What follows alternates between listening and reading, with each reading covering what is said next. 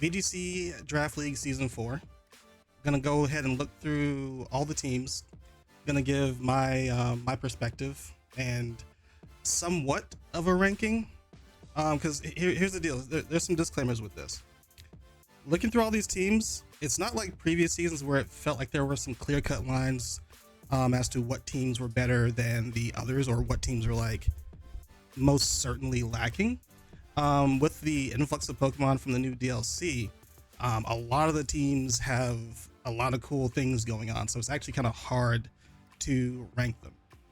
But first things first, with VGC, I've actually kind of been out of the game. I've been like kind of paying attention on the side to see what's going on, so kept my ear to the ground a little bit, but I haven't been like grinding ladder or like following every regional closely. I've just kind of been on TCG, so take that as you will while I'm going through this whole analysis, which is going to be like surface level. So all the little tech stuff you can do with each Pokemon, like some random beat up Pokemon from tier 5 helping out a tier 3 Pokemon. We're not going to get that deep in the bag.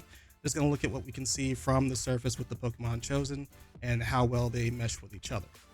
Also, while we're doing this analysis, this has nothing, this doesn't reflect on the actual player themselves. So even if I think a team lineup is very good, that doesn't say anything about the player and how well they'll actually do in this league. They can all play very differently, and it could be a wide variety of outcomes. We're not going to go over that, right? But I will try to be objective as I can about the Pokemon on screen, but it is coming from my own perspective. Just keep that in mind. There are certain things that I value. In particular, you've seen me talk about like type diversity, just so you can have that flexibility between matchups, since each week is going to be completely different. So if you're locked into a set of 4 Pokemon that can't adjust on the fly to each different matchup, you may start to fall behind. But if you got several Pokemon that can work in several different combinations, you're more well prepped for a multitude of matchups. However, there are some cores that are just so strong or so self-sufficient, or have like a good enough theme that you can kind of rock that each week, and that also gets that kind of gives you some points, right? But if you can get a combination of both of those, then you're really, really good as far as the draft lineup goes, as far as my perspective goes. All right, last but not least, so we can get this rocking, this is going to be scuffed. I had a bit of a rough week, so we're not going to do anything too fancy as far as actually like getting visuals on screen. We're just going to go look through each of the docs, going to highlight whichever team that I'm talking about, and then we'll go through there. And of course, I got my handy dandy little rankings document right here in front of your eyes. Yeah, super scuffed stream, but let's just go through it. So for group number 1, I have Dan Chunks at the top here. So Roaring Moon Goldingo, we've seen like a version of that from like series 1 with Hydreigon Goldingo. It's just a really clean combination of typings with Dark Dragon, Ghost, Steel that work really well together. So it's really self-sufficient in that. You don't get the ground immunity that helps Goldingo out that Hydreigon got with Levitate, but still you covered a lot of the bases with just these 2 Pokemon. And then Sylveon on the back completes your Dragon Steel Fairy core. So this is what I was talking about, where I think this kind of core could be really self-sufficient as far as putting damage on the board and having a ton of resistances to take advantage of and help make switching a lot easier. So yeah, a lot of damage, a lot of resistances, a little bit lacking over in the back, but still some really cool stuff with like Salazzle having a fake out user and also acid spray to help out with Goldingo and Sylveon's damage if they so choose. And I'll be honest, I'm a little bit biased towards the Iron Thorns. If you heard me ranting about that last season, I think it's kind of an underrated tier pick for tier 3. Though a Alolan Golem in a lower tier may be able to contest that. Not sure, but either way, I think this is a solid squad just from the front end, that even if you don't have a ton going on in the back end, you don't really need a ton to get going. So I really like that one. Next up, and let me also close this one, get that out the way. Whoops. There we go. All right, a number 2 for group 1 is Insane Dream with the Fluttermane Urshifu single strike pick. So that alone is really scary to try and defend against. Like obviously Urshifu's single strike with the unseen fist is just always difficult to deal with, even further difficult in a draft league setting where you may not have all the tools or even a solid fairy type to really deal with it. Backed up by a Fluttermane, like one of the fastest things and incredibly strong Pokemon in the format. You're gonna have to like dig deep to really like mitigate their damage, because like between fighting and fairy, that's actually really solid coverage all around. Like you're hitting something neutral really hard. Occasionally you get something like super effective. So depending on how the opponent plays the Terras, and that's the other thing, you're forcing a Terra. If you just have this combination of mons on the field, it's really difficult to deal with in my opinion. But behind that, you got some really cool mons with Arcanine and Gyarados here. Double Intimidate action to help out the lower defense from the Fluttermane, could save it in a pinch, and just in general can work well together. They cover each other's resistances relatively well. I'm always a little bit wary about Gyarados in general, just because it's so Terra hungry. But between these first three Pokemon that you're very likely gonna put on most of the squads, you're not really vying for Terra. Terra for these are kind of like a win more button that you may not necessarily end up using. So Gyarados may be free to use like Terra Flying, Terra Blast, but doesn't even have to lock into that. Just like a support set, I think will work. But also shout outs to Magnezone. I think every season that we've participated in has gone undervalued as a steel type Pokemon. Very likely because there's some like shared weaknesses with some of the other Pokemon in the field. Like even in this case, Arcanine, both of these Pokemon having double weakness to ground kind of hurts just a little bit. But I think it's a really strong steel type just to have in a draft league setting with the amazing special attack. Even Solid Bulk's got great a great defense stat. And then Steel Electric actually gives you, some extra resistances to flying and steel, which is also always helpful in the long run. And then last but not least, Illumise. I think this is something to keep an eye on. Illumise and Volbeat along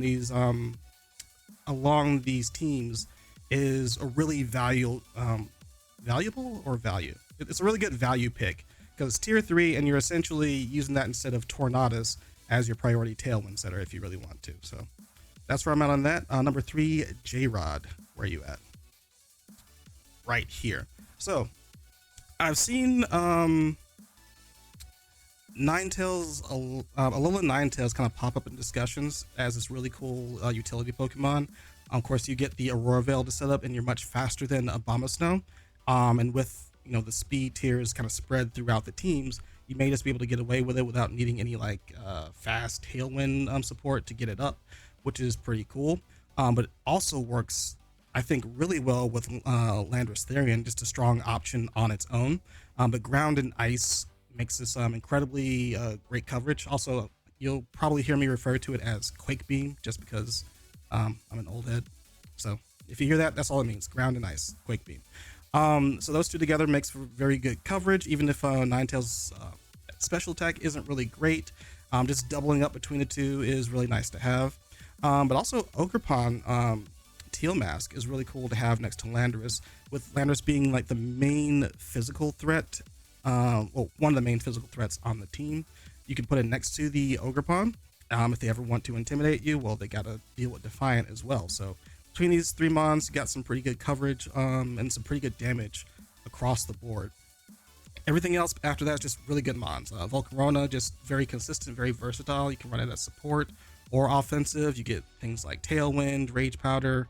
You take your pick. It can mix you up week after week and just be a really good utility or really good offensive mon. That's it. That's all there is to it.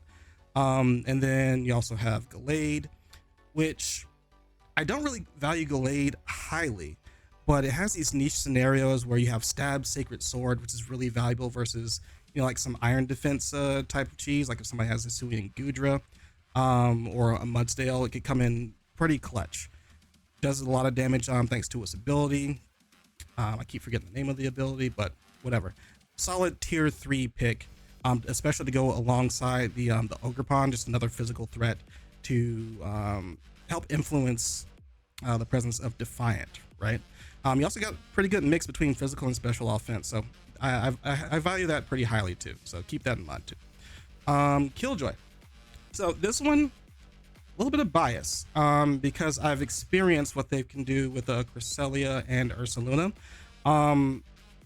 Tried to keep it objective, but I can kind of see lines where this is a strong team just because Cresselia Ursaluna. Most of the time, it's a similar thing to what I was talking about before. Even with like 2 or 3 Pokemon, this is a strong enough core that you have to put so much pressure on it to like try and shut it down. And if you fail, it can kind of run away with the game. So in that sense, it can be self-sufficient, right? When you look at the team as a whole, it doesn't look impressive, right? Because Cresselia or Ursaluna just screams Trick Room, but there's not a ton going on with Trick Room itself. But these two in tandem in a draft league setting where your resources are limited can easily run away with games if you're not careful, right? It's also backed up by support from Sableye, right? So it doesn't even necessarily need Trick Room. You have access to Squash, you have access to Fake Out, you have access to Will-O-Wisp. List goes on and on, and just makes this core even more annoying to deal with. What this also does in my head, there's kind of this dichotomy between speed tiers, where let's say that you dedicate to bulk to try and outlast the damage coming from Cresselia and Ursaluna until Trick Room is over. You typically give up on speed at that point, and Zapdos and Typhlosion are at these really nice speed tiers for when you come out of Trick Room, while still having good offense outside of that to make them threatening in that scenario. So Cresselia or Ursaluna, when Trick Room is on, forces you into positions where Zapdos and Typhlosion may become valuable when Trick Room is off. That's where my head is at. So that's why I'm ranking it highly. Again, a little bit of bias because I experienced this last season where they took first and I took second place after losing to them. But, take that as you will, and, feel free to disagree with me. Salivadora, no, you've been waiting for this one. Excuse me. Put you at 5th. I think Iron Hands, Iron Bundle, and also shame on your group for letting you get away with this. What was the draft order? You got this like what, round 1 and round 2? Am I reading that right? You got it early, round 3, round 1 and round 3. Either way, this is disgusting. Bolt Beam, so electric and ice together, also really good coverage, and from really strong Pokemon in the format in general. You can kind of insert these two into like whatever lineup you want, and they're just inherently strong, right? Not only do they have a great coverage with the Bolt Beam, but they're also attacking from the physical and from the special side, respectively, which is great. Also, I haven't been paying attention to the chat like I haven't said I would, but hey guys, hey Muzart, how's it going? All right. But yeah, so like outside of that, Moltres and Klefki. I know Moltres seems to have gotten like overlooked in the previous season, I think, but next to Klefki, it's this really cool mon. So like the way that I kind of see the flow is like Iron Hands and Iron Bundle make this disruptive early game where it's just like beating down Pokemon and like putting them at low health to then clean up with something like Moltres, which doesn't have like a lot of damage early on, but once Berserk activates, then you get that extra boost of power, just clean everything up, especially with the Fire Wrath doing spread damage, right? Backed up by the screens that Klefki provides from Prankster, you're pretty golden. So I'm interested in seeing how this team plays out. I think there's a lot of routes you can go with these 4 Pokemon in general. Reason I'm ranking a little bit lower though is there's nothing really going on behind all of that. Even though you have like the Brambleghast, you compare it with the Fletchinder for priority Tailwind, but there aren't a lot of situations where I can see Fletchinder coming in and being super impactful, because it's really just for the Brambleghast. The Moltres doesn't really need it. The Iron Bundle doesn't really need it. It has its own booster energy. So I'm mainly looking at these 4 as a core to really solidify, but show me something from the back end of these Pokemon and you could be ranked a little bit higher in my opinion. So Beerus, where is this? The Uncrowned King. Nice logo. Super sick logo actually. So King Gambit, Blood Moon, Ursaluna as tier 1 picks. I'm a huge fan of King Gambit. I think that's something else that's been underlooked at in previous seasons. and I'm kind of glad to see it come out here, but I don't think this team really exemplifies what it wants to do. I think it still fits. It's a hard Trick Room team, which, another little bias thing, I hate Trick Room teams. So no, I'm looking at it a little bit negatively while trying to be objective. But I do see like Ursaluna paired with the Dust Clouds. We've seen that we've seen that at regionals before, right? Where you get the brick break proc for the weakness policy onto the Ursaluna, and it just goes, you know, haywire with the hyper voice, right? Then you still got some other cool Trick Room mons, like Brewloom is solid. You get a Spore under Trick Room, which is always scary. King Gambit is slow enough to take advantage of it as well. You know, get some sword stances down and, you know, kind of go crazy.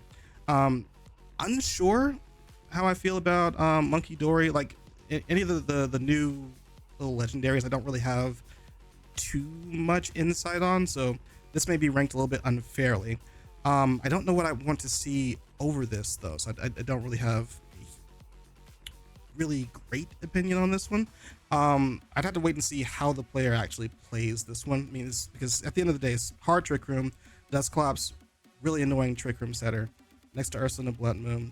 Similar to the Cresselia Ursaluna, it may come to where these two together make such a strong threat that you don't really have to worry too much about, you know, all the ins and outs of team diversity. You just run away with the game with that, and then you have a couple other tech options through something like Brayloom or Orthworm for different matchups. So we'll see.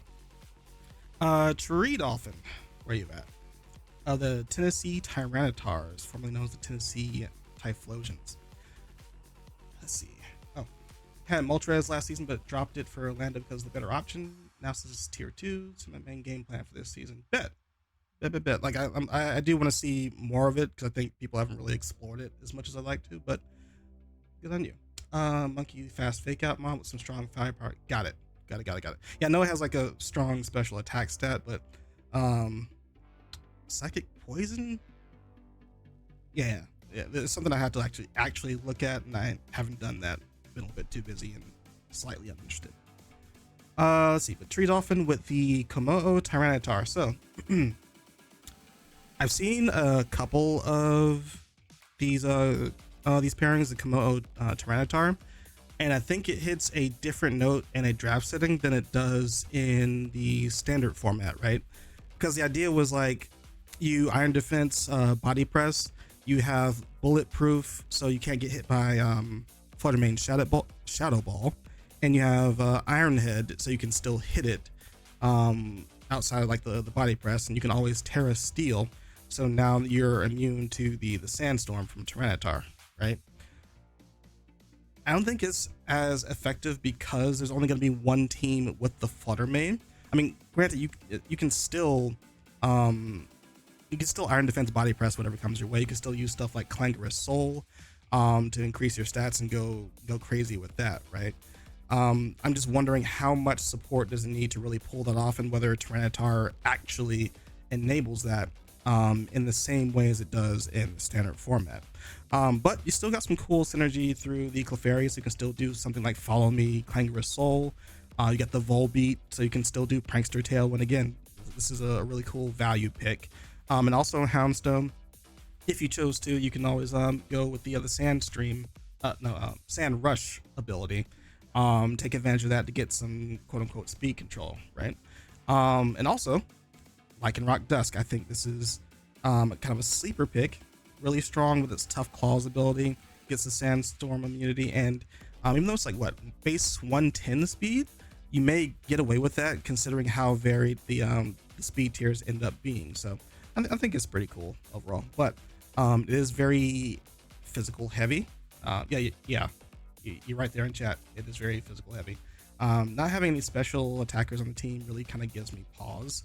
Because like, what do you do when you do come into something like Orthworm and it does get an Iron Defense up before you can, really get to it, right? Tyranitar gets kind of crushed by it. If it has like Terrafire, Arcanine can't really chew through it, and it's got such a tough defense that can't really like tear through it with Arcanine either. So I would like to see some variation from there.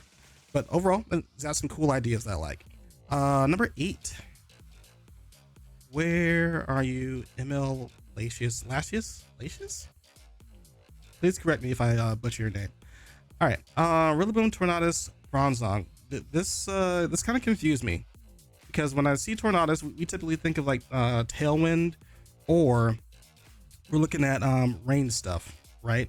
And right now, the only synergy I really see for it is with something like Chandelure or Greninja, setting up Tailwind for the Chandelure, or Rain Dance for the Greninja, to kind of let them go off. But from there, I don't really like the options that it may be trying to support.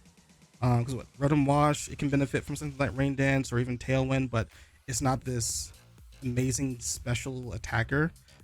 Really, the strongest special attackers they have on the team are Tornadus and Chandelure. Greninja's special attack is kind of middling. Really wants some support to really get going, I believe. And then you pair it with the Bronzong. Typically, you're thinking like Trick Room when it comes along. Doesn't have to go into Trick Room. So I think it's a solid steel type just to have onto the team. I'm just not sure about what the goals of the team are, as far as how does it win, right? That's always the question to ask, as far as like what these Pokemon are trying to do. Is it just trying to sustain versus certain Pokemon, or is it trying to go crazy with an offensive option or some kind of tech like Paris Trap, right? Yeah, we just went over yours, Tree Dolphin. I have here you are.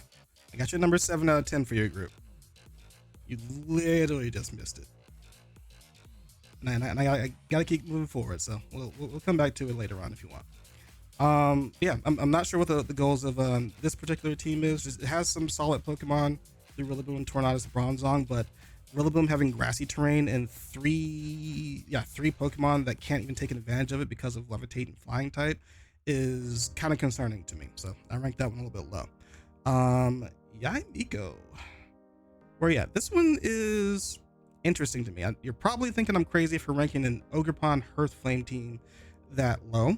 But again, I'm not seeing a ton of synergy that really makes me think this has a direction for winning games. Like you have a Grassfire Water Core through Ogerpon, Sinistra, and Palafin, right? But Palafin needs a lot of support to get in position, at least where my head's at. Sinistra works for that, but it's already trying to work alongside the Ogerpon a little bit, draw away some water attacks from it when it does end up using Terra Fire. I don't know. Like these three Pokemon I think are like strong individually. I'm curious as to how well they work with each other when there's not like a ton of utility between them. It's literally just Sinistra being the glue holding them together. So perhaps switching in and out with Palafin and Sinistra helps keep them topped up on health.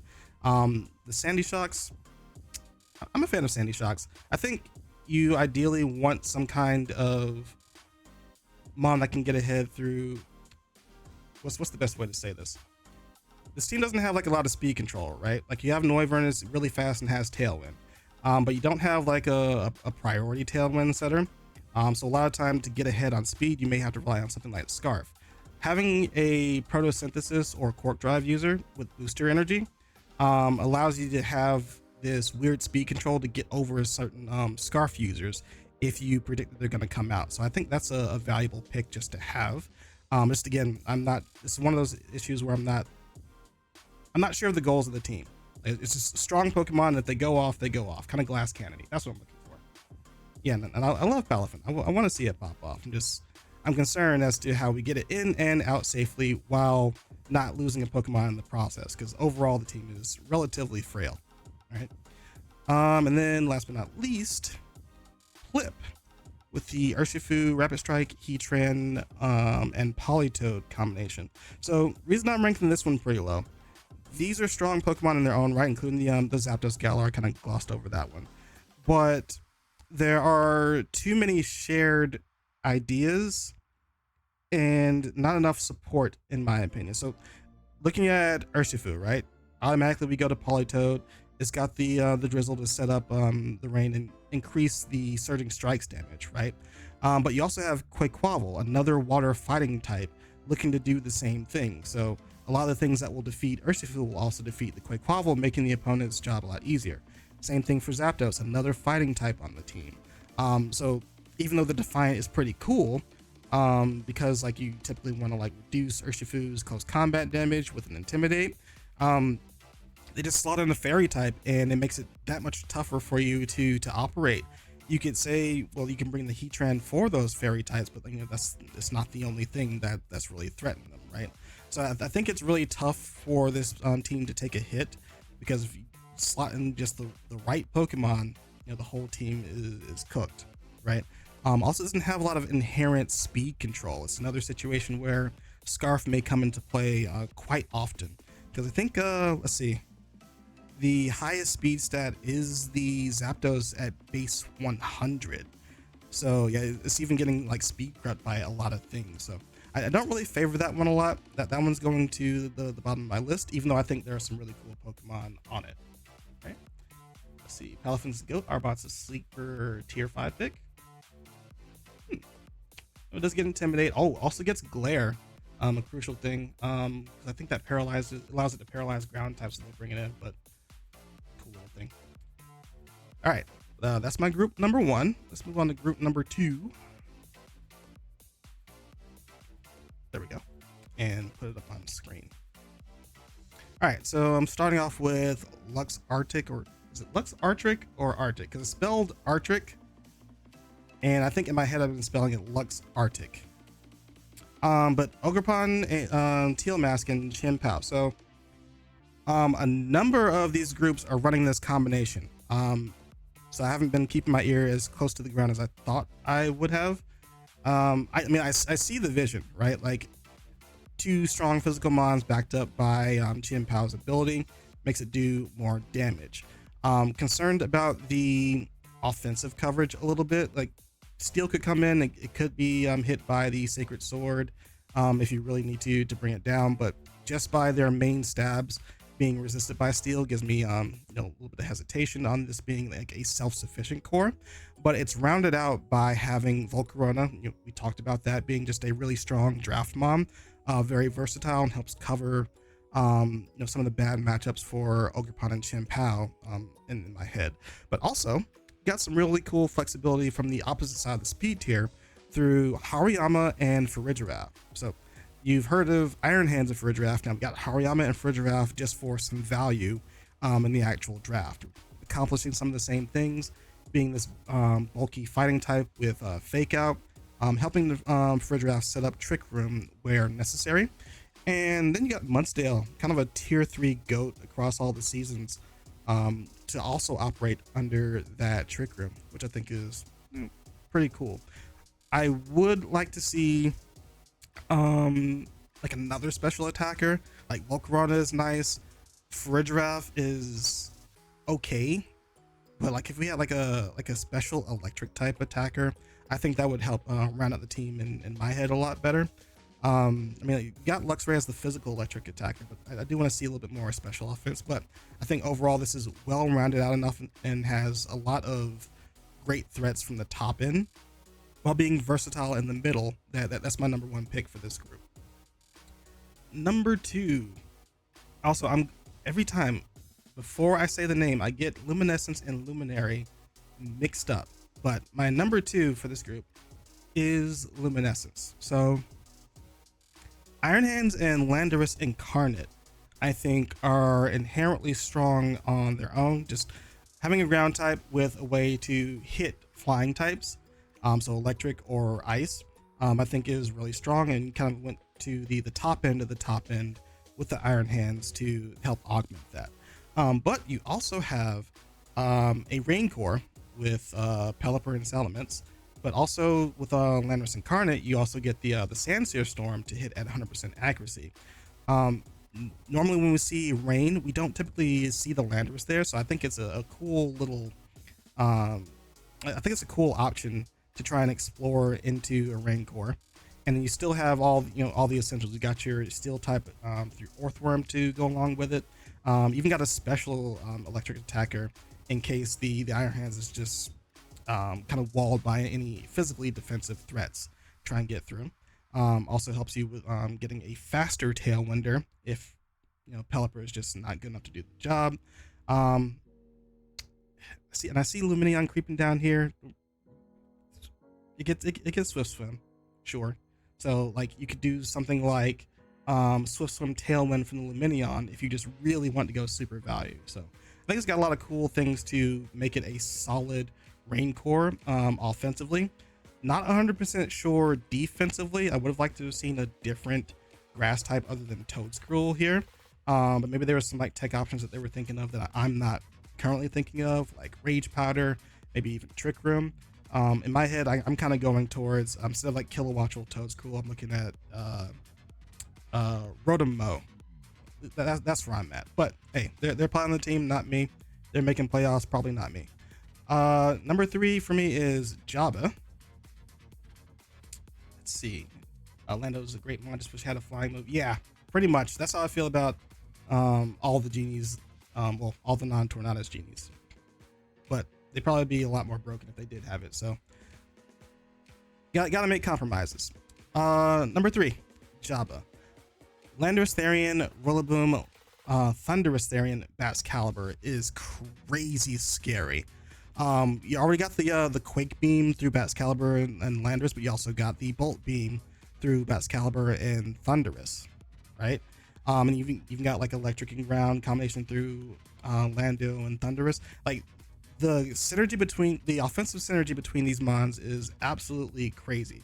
You can do stuff like leave Rillaboom at home, go with Earthquake on Landorus, stick it next to the Thundurus and spam Wild Bolt Storm, and you get a lot of value from just hitting the entire field, right? It's kind of insane. And then the Baxcalibur comes as an additional physical threat to kind of augment whatever either of those two Pokemon are doing. And then again, we see Illumise as a value tier 3 pick for Tailwind priority, which is really cool. My only issue with this team is with the Rillaboom, you got 2 Pokemon that won't be able to take advantage of the grassy terrain.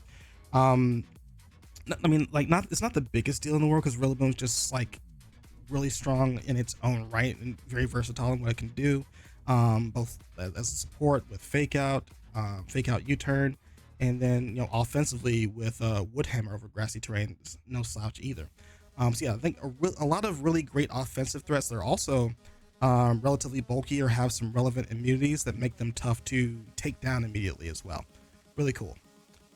Let's see, Selly at number 4.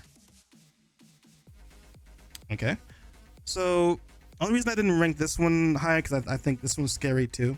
I think the lower end of this draft is a little bit lacking, but there's only so much you can really do with any picks available, right? But Florida Main Roaring Moon, you're at the top end of speed tiers, right? You're just missing the Iron Bundle, and you're at the top end of power as well, both from the physical and special side.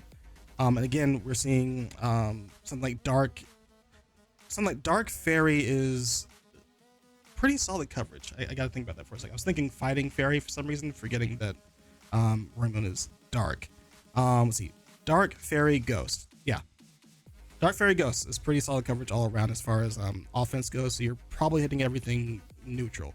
Let me know if I'm missing something on that one, because messed up my thoughts on that one. But also, Weezing creates this really cool, what's the word for it? There's a cool scenario with Weezing, right? With Photosynthesis, outside of booster energy, you're never really seeing it activate. And once you use that booster energy, if you have to swap out, you're probably not seeing it activate again.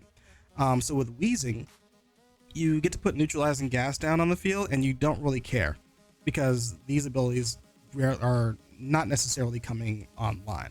What I do want to look up, and what I meant to look up, is if you run booster energy, does it get consumed while neutralizing gas is in play?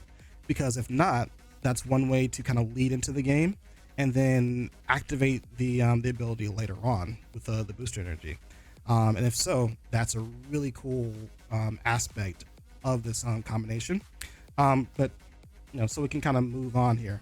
Weezing and Gyarados, they're being able to shore up the physically defensive side of the team also helps Flutter Mane and Roarmoon out since their defense is a lot weaker.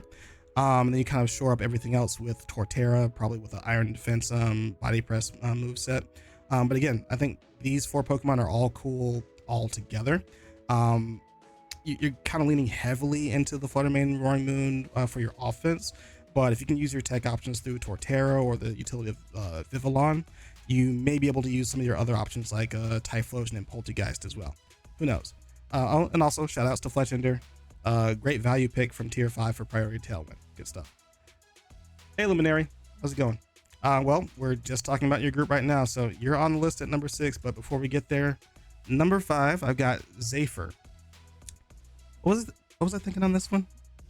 Sorry, I just made this the other day, so I forgot to take down notes. Let's see. Oh, this is Dusclops Ursaluna Blood Moon. So I think with this pick and where I put it, again, I'm not the hugest fan of Trick Room teams, but I'm going to put some respect on this particular combination here because it's backed up by Single Strike Urshifu. So whatever the Ursaluna may have trouble hitting, like say you can't you can't hyper voice into a ghost type, right? You just hit it with a Wicked Blow instead. Yeah, that's pretty much it. Like I think it's kind of the middle of the pack, because like overall as a team, it doesn't really have a lot of diversity. Well, diversity is not the correct word. Synergy between all these Pokemon, especially with Talonflame as a priority Tailwind user. It's like I like dual speed teams where like you could go Tailwind one game and go Trick Room for another game. But there's not a lot that I see that I want the Tailwind to really support. You know, like Urshifu Single Strike, sure, but it doesn't go as crazy as in my opinion as the Rapid Strike Urshifu, right? But yeah, I think like if you get under Trick Room though, the Dusclops and the Ursaluna do their thing, and anything that it can't target, you can follow up with the Urshifu or even Mousehold. Mousehold, I really want to see it with another ghost type like the Annihilate, or if they could have gotten Flutter Mane, that would have been cool too. I think Mousehold with any ghost type is really gnarly. Like you can't target it with any ghost moves. Doesn't mind taking a dark move, and then you can kind of mix up the opponent and go offensive with Population Bomb too. But yeah, a little bit of bias because Trick Room, but also the synergy is really weird between all these Pokemon. So not really high on my list. Luminary, what are you doing over here in number 6? Let's see. Also, I need to get some mods. Bear with me for a second. Cool. What up, Dogie? What up, Dogie? How you doing? I shot the bot. I got you. All right. Luminary, Kamo, Goldingo, Clefairy, Palafin. Shout outs to my boy Palafin. But again, and maybe it's just because we haven't really explored it, but I'm not sure how I feel about Palafin in a draft setting post what was it, Regulation D? Post Regulation D. We'll just call it Regulation D. Because I'm not sure how we enforce it and support it without having our own Pokemon die to whatever is on the field itself. Typically it calls for a little bit of balance from something like Arcanine or Amoonguss, but those are so high up on the tier list that you can't always afford to get them. And at this point, they're kind of power crept by a lot of the things that are currently sitting in tier 1.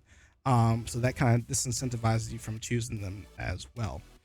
But like aside from that, I see the Dragon Steel Fairy core coming from tiers 1 and 2 with the Kamo, Goldingo, Clefairy.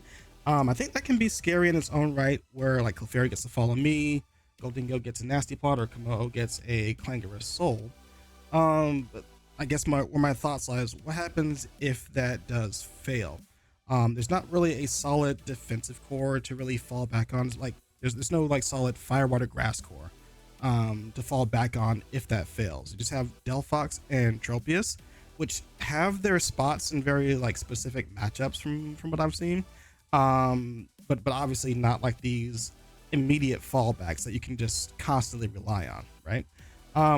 Very curious about Gliscor and seeing how well it can do, but I don't have any insight or opinion on that one. So this is going to be a little bit of an unfair rating because of my lack of knowledge there. And then Gardevoir, with that, I do kind of want to see like some Tailwind support to really, if you're looking for an offensive angle with it, I'm looking for like Tailwind support to help support this, or at least like something like Surf or Earthquake to really to take advantage of something like Telepathy, right? But yeah, like it's really top heavy on these three in my opinion, and if these fail, then I'm not sure how the game goes after that. So I hesitate to put it much higher than what I currently have. Just my perspective. Let's see. Where is number 7? Damage 24. What was going on with this? Tornadus with Rapid Strike Urshifu, and Hisuian Arcanine. Pretty par for the course for a glass cannon setup to support Urshifu. So surprised I didn't put it at number 6. Was that high? Let me see. Tornadus, Urshifu, Arcanine. Decent core, but doesn't immediately solve every matchup. But it is like self-sufficiently threatening in its own right. Like you can probably lead Tornadus Urshi or Tornadus Arcanine into most matchups, and the way the opponent responds dictates the pace of the game, to where you can probably just clean up with whatever these two Pokemon is left in the back, based on what's going on, right? But again, this is a case where like I don't see a ton of synergy between everything else or like usefulness from everything else. Like I like the Pachirisu. It's a way to support the Urshifu and Tornadus as well from by insulating it from electric types with the Follow Me and Volt Absorb ability. But I'm not sure what we're doing with the Dipwind. I think its main ability, the new ability we got, is going a little bit to waste unless we're planning on something like raw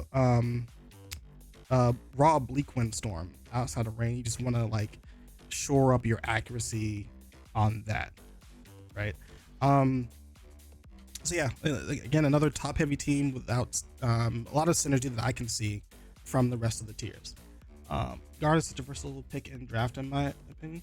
I agree. Like it's got like a deep move pool. It's one of the few fairy types that end up being available once you get down to those tiers, because let's be honest, if you haven't picked Fluttermane in tier 1, you probably picked everything else, in which case you're probably locked into getting a fairy type in like tier 3 or tier 4, right? Like you're usually getting like Gardevoir or Florges if you just need a special attacker. But yeah, like it's got a how to say it. Its stats are like obviously not on the same level as Fluttermane, but it's got you can kind of compare the two, right? Where the special attack and special defense are high, and HP is low, so you can kind of leverage that to your advantage, with it being either a solid special attacker or kind of this bulky special defensive sponge, right? And you have a lot of like tech options through its status moves as well, like Will-O-Wisp, Trick Room, Imprison, Hypnosis. I know the deal. Yeah, it's one of those. I'm not gonna put too much time on it, but yeah, for the team that it was on, I didn't see like a lot of ideas that it could like really, that it could really like complement.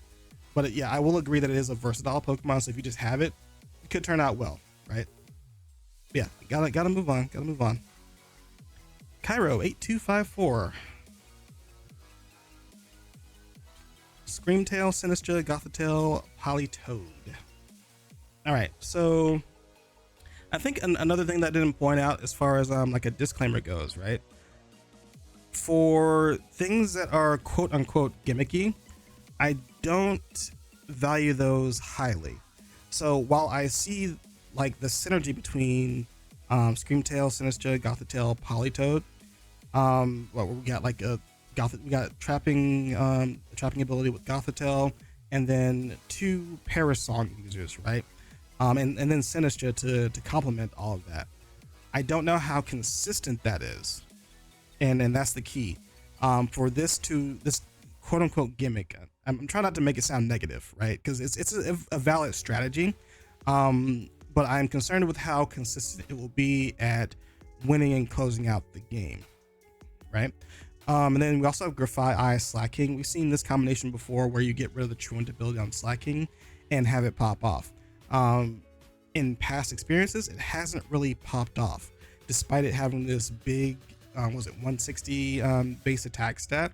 It doesn't have the move pool to really crush opponents once it's set up. And to be honest, not even the speed, right? And it's not like Palafin where you get this huge boost from rain as well to take advantage of. So, or even a big move like Wave Crash. So I think it lost Double Edge. So it's just kind of lacking in all areas to where I don't have faith in that combination working out too well.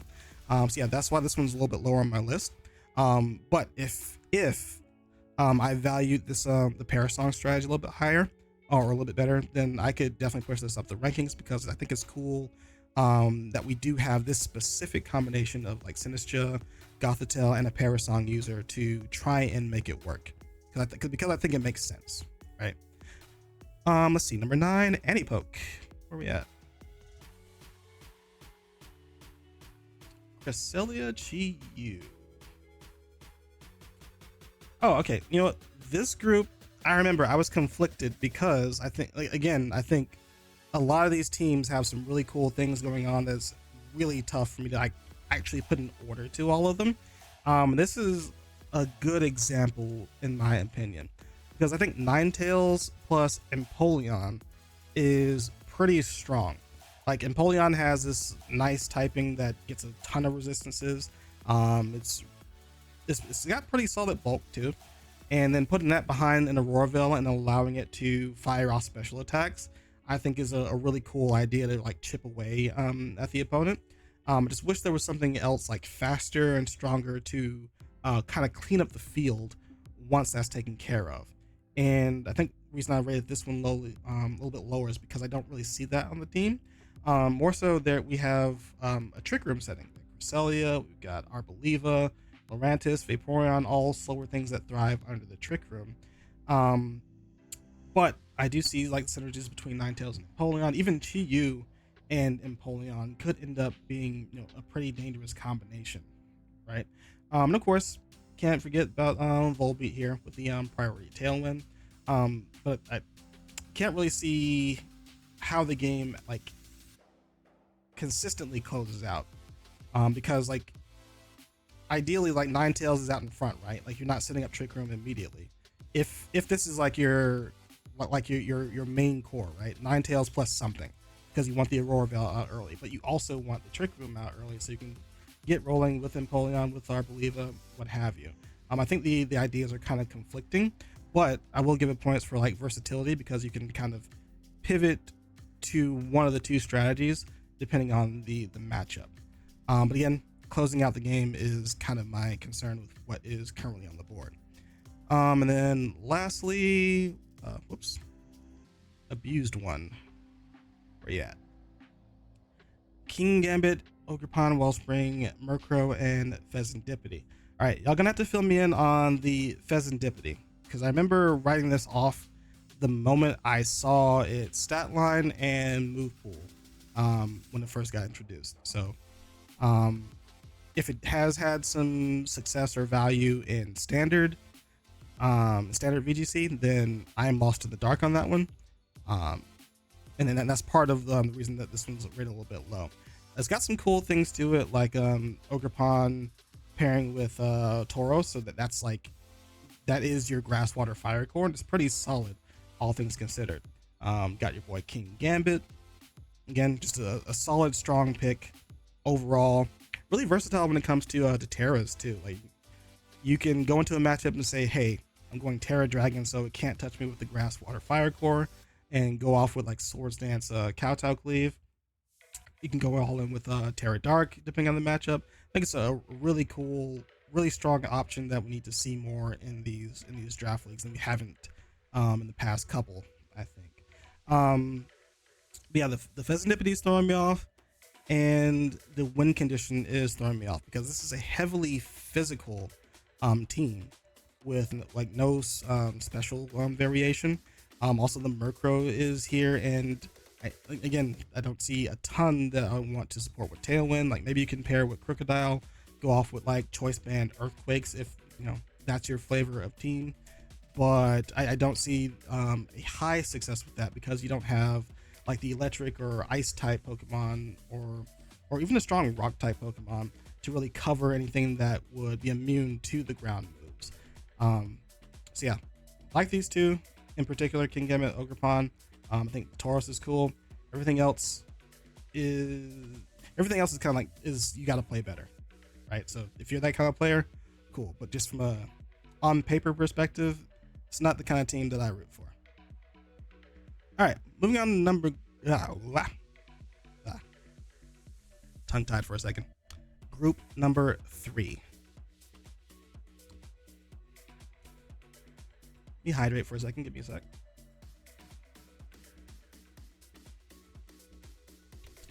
And let's see. Number 1 is Wolfenite. We get to see another Chien-Pao Ogerpon Teal Mask combination.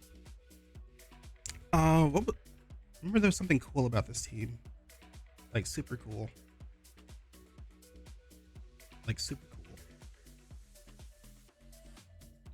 Okay. So we've got in particular 2 attackers.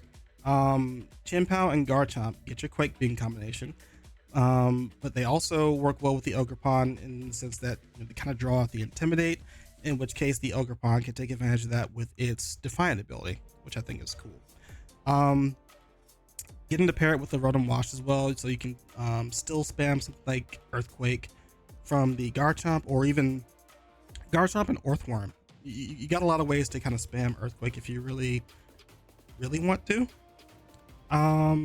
And I think because the Ogerpon exists with the Defiant ability, you're not too worried about variation on whether you have a bunch of physical attackers or special attackers, which you kind of have a good spread of. You got Rotom, Chandelure, Espeon in the clutch. They've all got solid speed stats, so you can kind of flex them where needed. I would like to kind of see like a Tailwind support somewhere, but I think with Ogerpon's Terrestrialization, getting that speed boost, most of the time you're pretty much in the clear. And if you have to, you got Electro Web from Rotom Wash. Wait, does Rotom still get Electro Web? Check my knowledge on that one. But yeah, I think it's like a solid. I think it's really solid offensively, and honestly defensively as well. Rotom providing like the Levitate ability to have that ground immunity, and Earthworm as well means you get to just completely shut down any ground type Pokemon or anything that relies on ground type attacks a little bit. You weren't really worried about it either way, but just not having to worry about one subset of moves helps improve your matchup spread a little bit, in my opinion, if that makes sense. At number 2, I have Neb 5.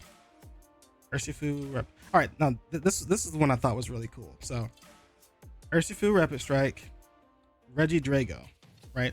Typically you see these 2 Pokemon with Tornadus, which you don't have here, but look who's waiting in the wings, Illumise. Prankster Tailwind right there, ready to support both of these 2. Great value Tornadus, right? Then you support that with Scizor, so you can resist any Fairy or Dragon moves aimed at Regidrago, and Thunderous, so you can resist any Electric or Grass or Flying moves aimed at Urshifu. I think that's like a really solid combination that kind of came up with there. I know we just talked about it in the chat. You got Gardevoir here as this versatile Fairy type Pokemon that completes the Dragon Steel Fairy core for you. So you're not too worried about having a Grass Water Fire core. You're just kind of going all out on the offensive here, and I think you've got the lineup to do it pretty solidly. You even got like Rain Dance on Illumise to support Urshifu, or even Greninja if you really want to. So I think this will be a tough team to try and defend against. So that's why I rate it pretty highly. Number 3, Vized. So Landorus, Therian, and Tornadus combination. So when we talked a little bit about that, if you really want to, you can get your Earthquake off, like Tailwind Earthquake. Tornadus will be immune to it, so that's pretty cool. But you also get to pair it up with Bat's Caliber, so some more Quake Beam action between Landorus and Bat's Caliber. I think this falls off a little bit after that. You do have the Abomasnow, so You get to set up the snow for to help with Max Caliber's defense a little bit, and that can make the team even tougher to take down than it already is. Because like you get Landorus and Arcanine with the double intimidate, and then you get a defense boost with the Obama Snow. Probably nothing's tearing through you on the physical side, and then you get if you really just need to shore up your special defense, you can just toss an AV in there somewhere. I would like to see a faster electric mon, and I couldn't tell you why. It's just my first intuition, because I see Inteleon down there, and every time I think of Inteleon, I think of things like Zapdos, or this really cheesy thing that I used to run in Sword and Shield with Scarf Inteleon with Soak plus Regieleki. So I just get like a max lightnings off while soaking things. It was pretty funny. Yeah, like overall though, still a really cool team. I think the Obama Snow Max Caliber could go under the radar for some people, and they're not prepared to actually deal with it. So moving on. Game over. My team won, so I can pay more attention to this now. Hey, congrats. Good stuff. I'm not too big on football myself. Wait, were you the one talking about football? Scroll up in chat. Somebody else, or was it somebody else? Also, Grief was in chat, and I missed that. I am so sorry. I am so sorry. Yes, this is why I don't stream. I'm not that personable. Bet. All right, where am I at? Forest 02 is my number 4. Okay. Rillaboom, Sneasler. Okay, so this is my vision for this one. Rillaboom and Sneasler doesn't like run the game. It creates this chaos in the early game, where it gets to like chip things out, force switch outs, and then chip more things out. And then again, I'm envisioning Moltres as this thing that can kind of clean up whatever is left. Because like you can just make it relatively bulky, and then if they try and chew through you and end up activating the Berserk, they're just gonna suffer for it, making it easier to kind of clean them up from there, right? You also got some cool utilities through Hariyama and Milotic.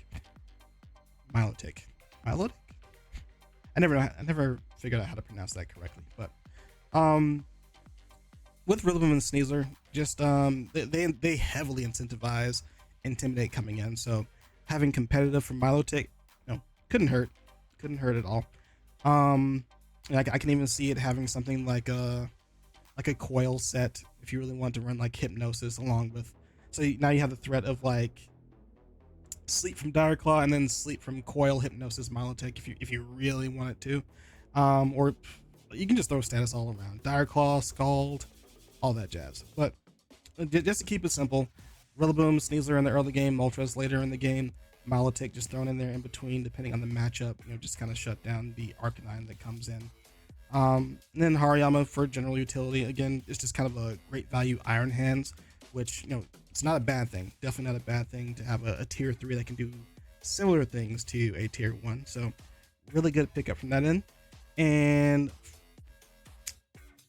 Iron Thorns. I overlooked this earlier. So I'm always going to shout this out because I think it's still a relatively solid tier 3 pick if you just need like a physical punch and you're not suffering from your higher tier Pokemon sharing many of its type weaknesses. But again, not sure if Alolan Golem gives it a run for its money. So if it does, then this goes out the window. I'm sorry to say. Number 5, Eltrim. We finally ended up in not the same group. Thank goodness. Wellspring, Ogerpon, Iron Hinge, and Arcanine it's actually a solid core. Really solid core. You got some really good physical damage up front, while still having really solid defensive abilities. Like obviously the water absorb from Ogerpon is really good. Iron Hand's just naturally really bulky, and then Arcanine ties it all together with the Intimidate. Like between those three, that's really solid. To kind of like switch between those 3 Pokemon. Then you kind of bounce it out. That's all physical. You get to bounce that out with Sylveon, Noivern. I don't even think the Typhlosion is particularly bad. Like it kind of sucks us sharing the same type as the Arcanine, but just to diversify the damage, and mix up the matchups. So like for example, let's say Orthworm comes in, gets a iron defense up. Arcanine can't really do anything to it, but Typhlosion could. So I don't even hate it. And then my goat Magnezone as a steel type. So you got Magnezone, Noivern, Sylveon as your Dragon Steel Fairy Core. I think is really cool. And then Arcanine, Ogerpon, Grass, Water, Fire. Oh no, I'm surprised I didn't rate this higher. That's really cool synergy overall. What's wrong with me today? Low key, I actually swapped these two. So this is actually, yeah, this is actually what I do. So Eltram's team I would put at number 4. Forest team I put at number 5. There we go. I like that better. Number 6, Huxley. 187. Why do you all have numbers in your name? 187, Neb 5, Eltram 24, Forest 02. You can't be the 187th Huxley. It's more like the 2 millionth. Anyway, Urshifu, Single Strike, Indeedee, Female, Volcarona, Armorers, Gallade. So, you've seen the setup before. It's Indeedee Armorrouge, right? Nothing too out of place. It's Indeedee Armorrouge, and then 2 just really good Pokemon in Single Strike, Urshifu, and Volcarona. So like I can't hate it, but I can't hate it, but I also will be a hater if that makes sense. So it's in the middle of the pack for me. Dude, I hate Indeedee Armorrouge so much that I rated it low without like objectively thinking like, okay, how actually strong is it amongst the rest of the field? Because like here's the thing, if you're prepared for Indeedee Armorrouge even in like standard VGC, then this gets shut down quickly, right? And I guess the big question as to how this actually ranks amongst all the teams is how well, not only how well do they prep for it when the actual match comes up, right? But did they consider it when drafting their team? And that's not something that I kind of explored holistically. I'm inclined to say yes, but I can definitely be proven wrong. But yeah, that being said, Indeedee Armorrouge, self-sufficient, 2 good Pokemon in Single Strike, Urshifu and Volcarona, which the Volcarona again can just be very versatile as either offensive or utility to kind of mix up the matchup or like shore up any weaknesses that it may have. And then of course Gallade, just solid Pokemon so if they try and like sustain through whatever they're doing, they can just kind of cut through with like a crit from a Leaf Blade or a Sacred Sword, what have you. But yeah, this is definitely middle of the pack for me, just because like if the Indeedee Armorrouge fails, is Volcarona and Urshifu strong enough to carry the game on its back on their own? Because outside of that, there's not a ton back here. I mean, you could mix it up by going like Weak Armor Armorrouge, and then what? Hisuian Electrode. I'm not gonna look right now.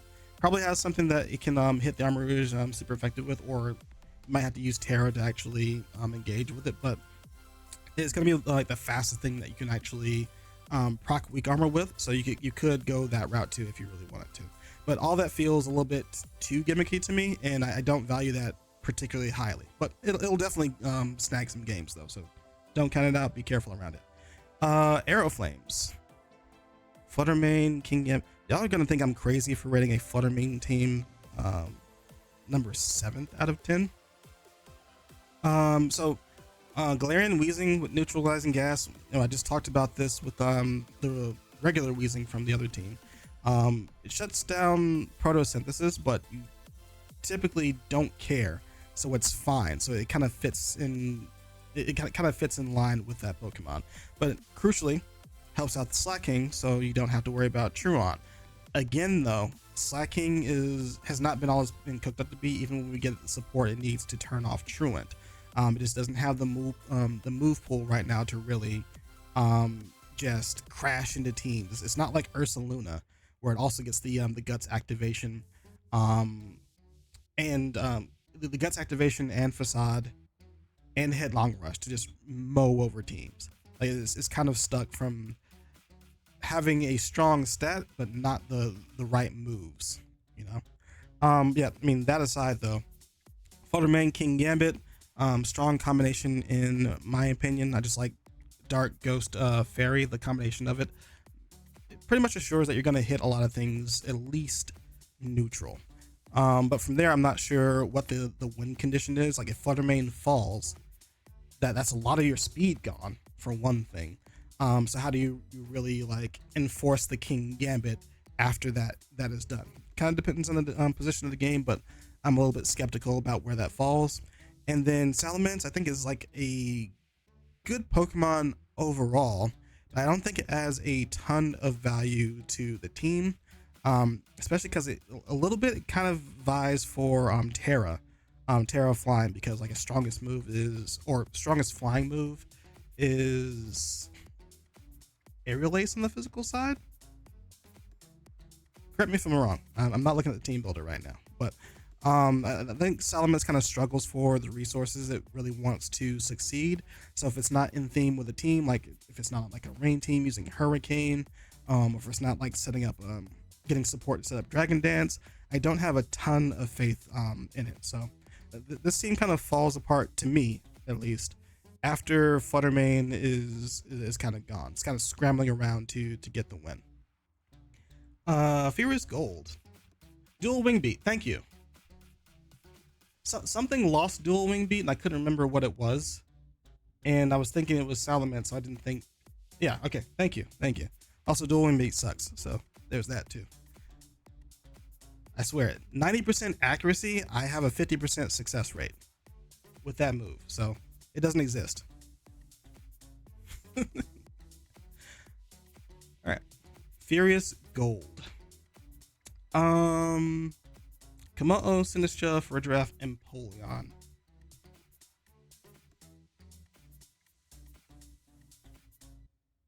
Cool team. Like it's seemingly a Trick Room team, right? You have Redraft and Sinistcha both have access to Trick Room. You can do something like Rage Powder plus Trick Room. I'm really trying to root for Empoleon here and give it the benefit of the doubt, because I like seeing that mon pop off. But I'm wondering how effective it is if Trick Room is set up, which almost feels necessary, because as far as speed control goes, you don't have priority speed control. You have to rely on Kilowattrel, which, I mean, what, base 125 speed? It's pretty good to set that up. You know, slap a focus sash on it, and you get your tailwind from there. But I'm unsure of how well the synergy works between these. I think Sinistcha plus Empoleon is really cool, just because of the typing synergy between Grass Ghost and Water Steel is actually pretty crazy. It's everything surrounding it that I'm unsure of, so I might be rating this one very unfairly, and I actually want to see it in action to see where some of the ideas lie. But I mean, there's some that are just kind of apparent. You get your redirection plus Clangorous Soul or Iron Defense on the Kamo or Trick Room if you really want to get that set up. It's just where do we capitalize from there, right? Because like even from like your like a Grass, Water, Fire core perspective, right? The Fire type is Charizard, and that typically wants some kind of support to bolster its damage. Like you kind of want the solar power in effect, and like there's no drought in play. There's no priorities sunny day. Like again, if Kilowattrel gets it, then you know that could be a route. Just how confident are you in that particular route? It would have been cool if you could have snagged like the Fire Tauros instead, since you already got your Water type covered by Empoleon. Don't necessarily need the Water Tauros. I mean, like I could look at the draft order and see if it was available, but I'm just saying in general, if the Fire version could have been snagged, I think that would have been pretty great for the team, in my opinion. But we are where we are, so that's why I rate it a little bit lower. Kix GG. Amoonguss Roaring Moon, very scary. Everything else, not as scary. That's the tweet.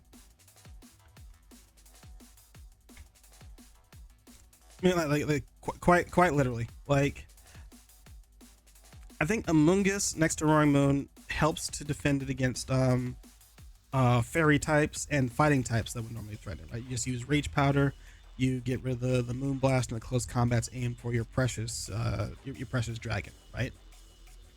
What's a tweet? Oh, my bad. That's the post. That's the that's the post. Good gracious. Are y'all really gonna do that to me right now? I will end the stream immediately. Oh my god. Okay. Anyway. Yeah. Yeah.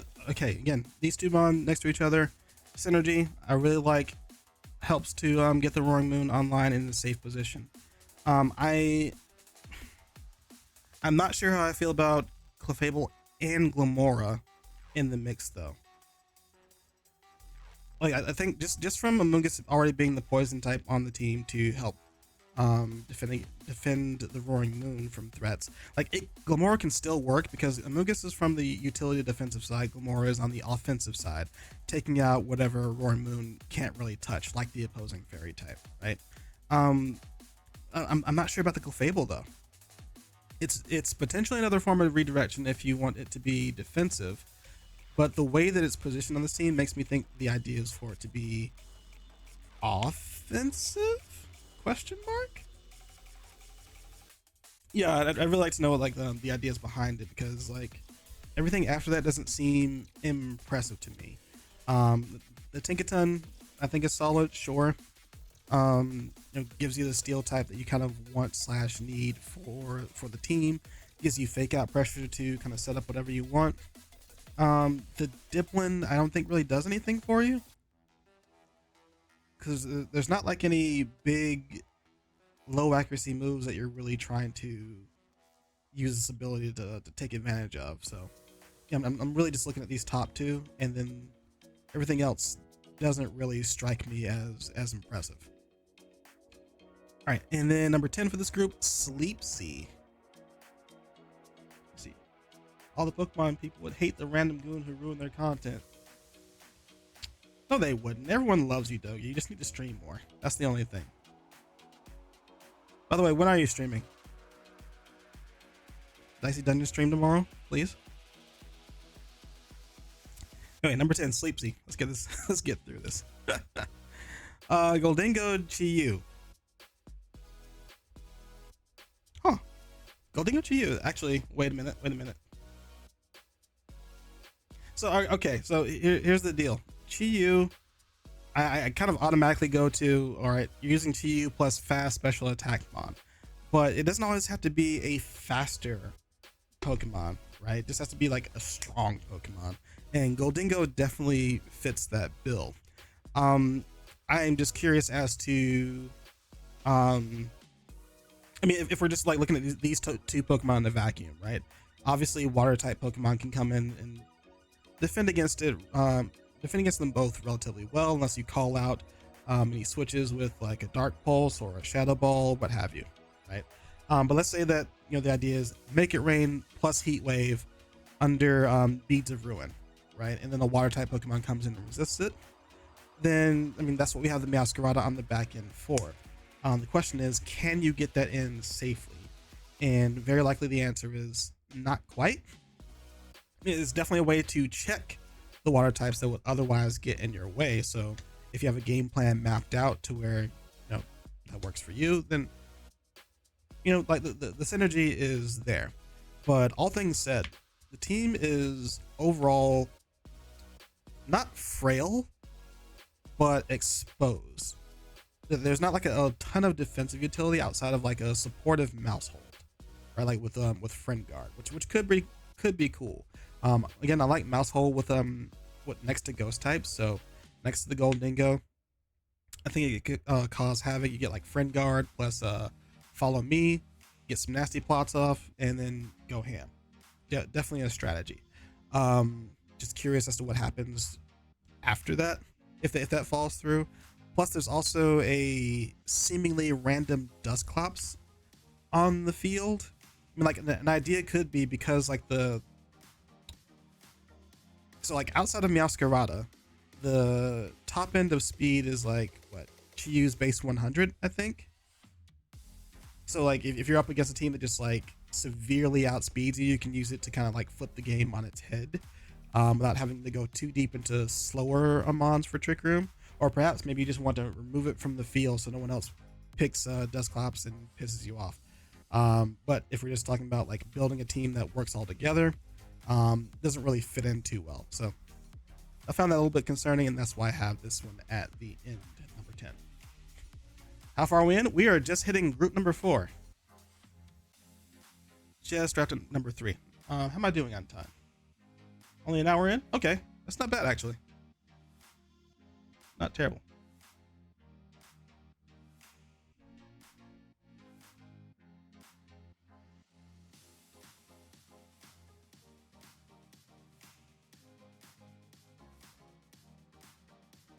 All right, sorry about that. Had a sneezing fit. Didn't want you to hear that. Yeah. All right, so we're in group number 4. Wait, no. Yes. No. Oh, okay. I had to scroll down on my actual sheet. All right, we're in group number 4. The first one I have here is Ezithan with a Fluttermane Iron Bundle. All right, that should give you all the hints that you need as to why I think this one is group number 1. Will there be a VOD of this? Yes. I'm recording, so you get to watch it later. I don't do any editing, so you're gonna have to kind of keep this on in the background if you really want to. But yes, I'll upload this in like 24 hours, give or take. And like afterward, you know, there'll be like I'll stick around for a little bit if we want to backtrack a little bit, but I am recording, so y'all good.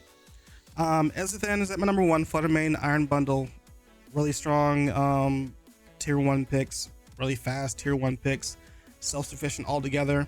You see the Galarian Wheezing, again, neutralizing gas plus Quark Drive or photosynthesis, really cool because the abilities typically don't come online anyway to affect anything. So and like, okay, Slaking makes an appearance again, but I'm actually okay with it here because of the context of Fluttermane and Iron Bundle still being there and still working alongside Weezinggaller's neutralizing gas ability, right? So like if it was like just one photosynthesis mon, or what's the best way to explain this?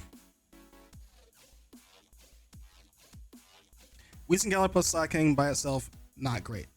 Weezinggaller plus Slaking plus strong mons that don't mind Weezing being in place, better.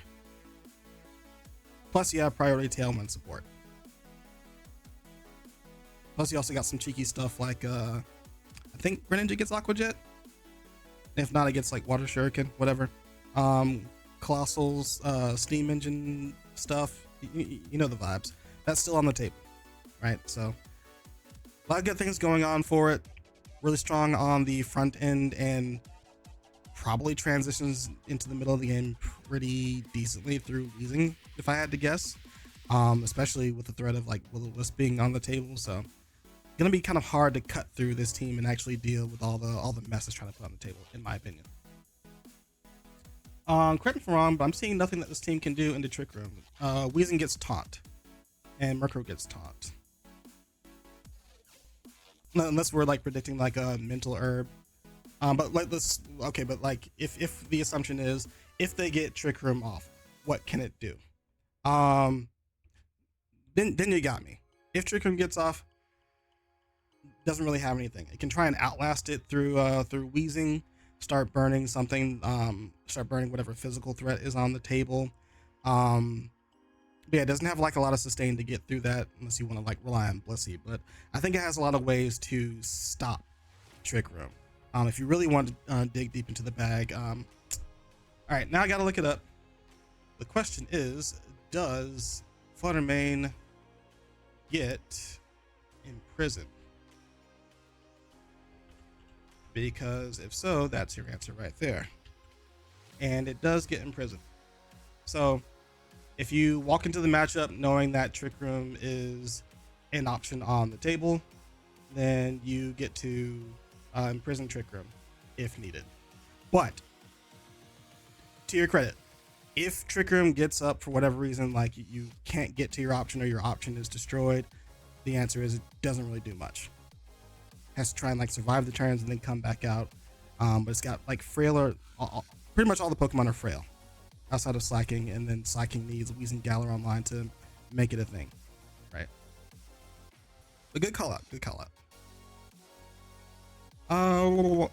Where am I? Mr. Wonton is my number 2.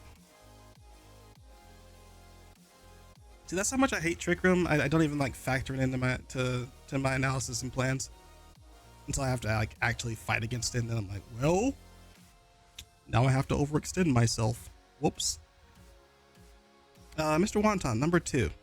All right, so little bit of bias here because this top 3, Heatran, Rillaboom, Gyarados, is literally my picks from the previous season.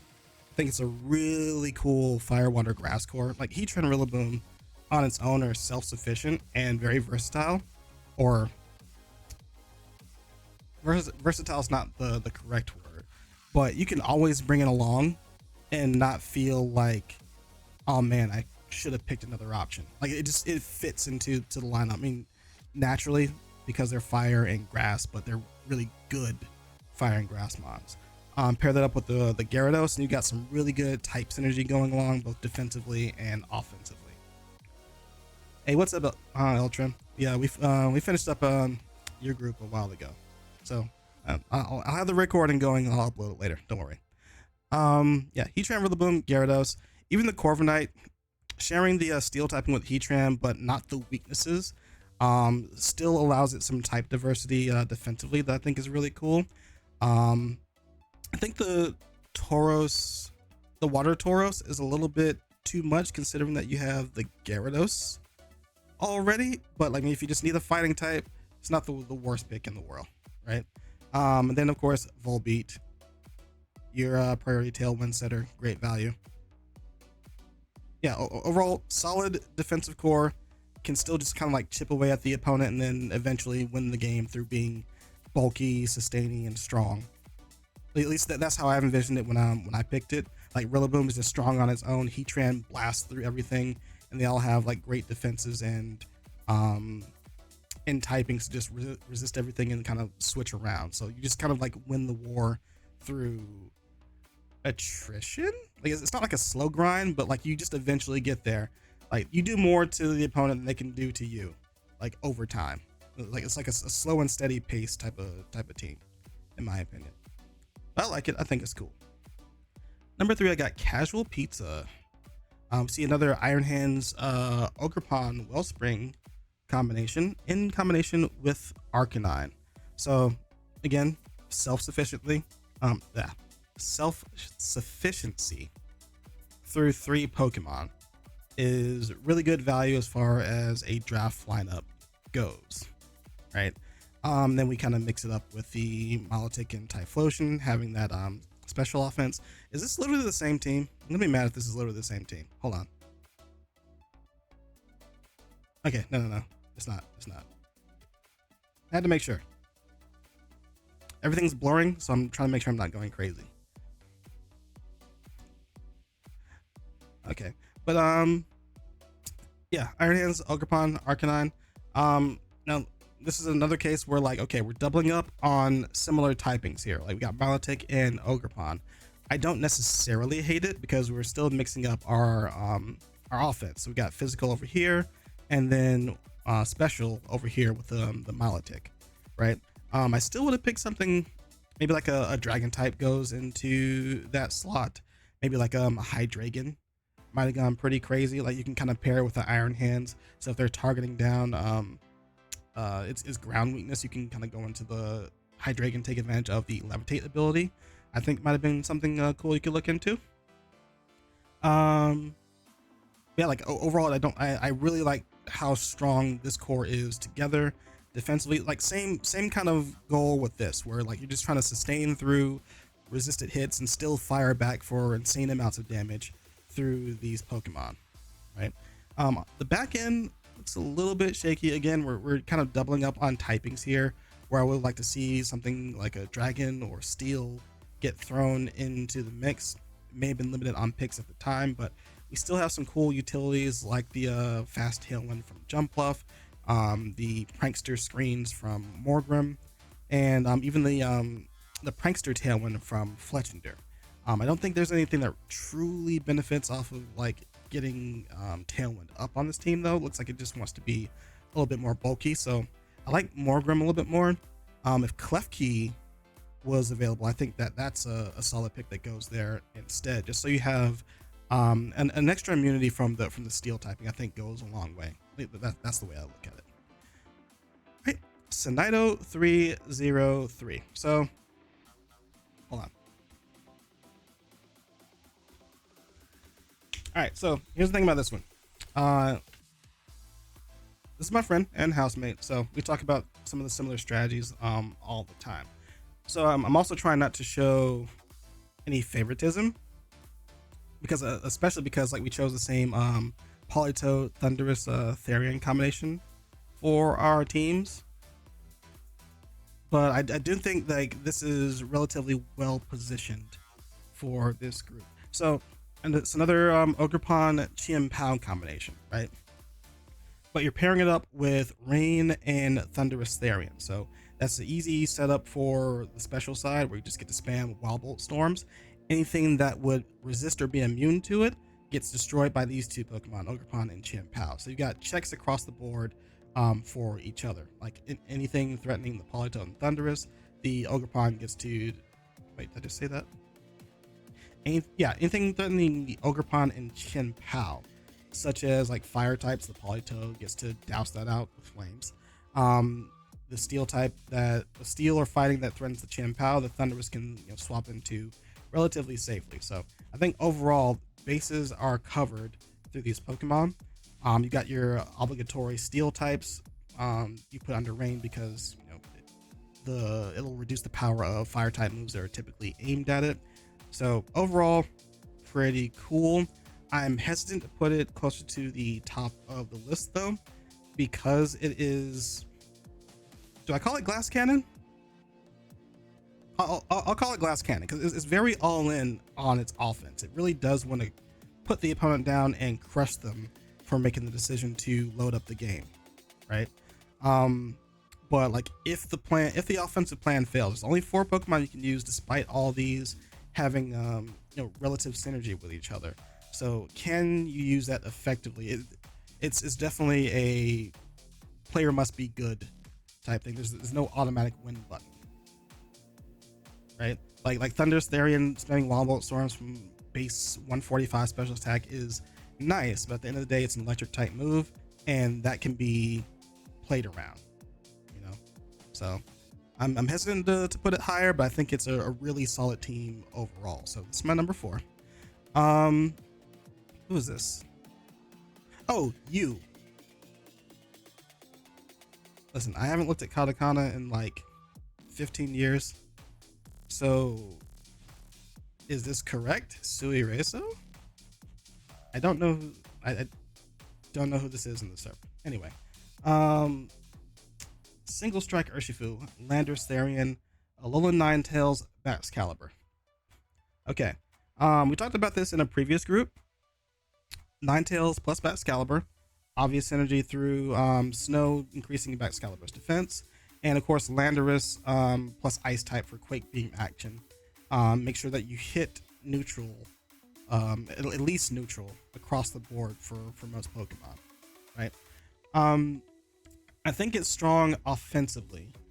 I think the speed creep may give it some trouble. Like there's no speed control unless you want to throw a Sash on Ninetales and like try and spam Icy Wind, which is a very valid strategy.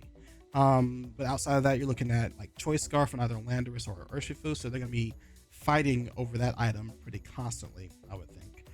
Either that or Ninetales and Urshifu will be fighting over Sash.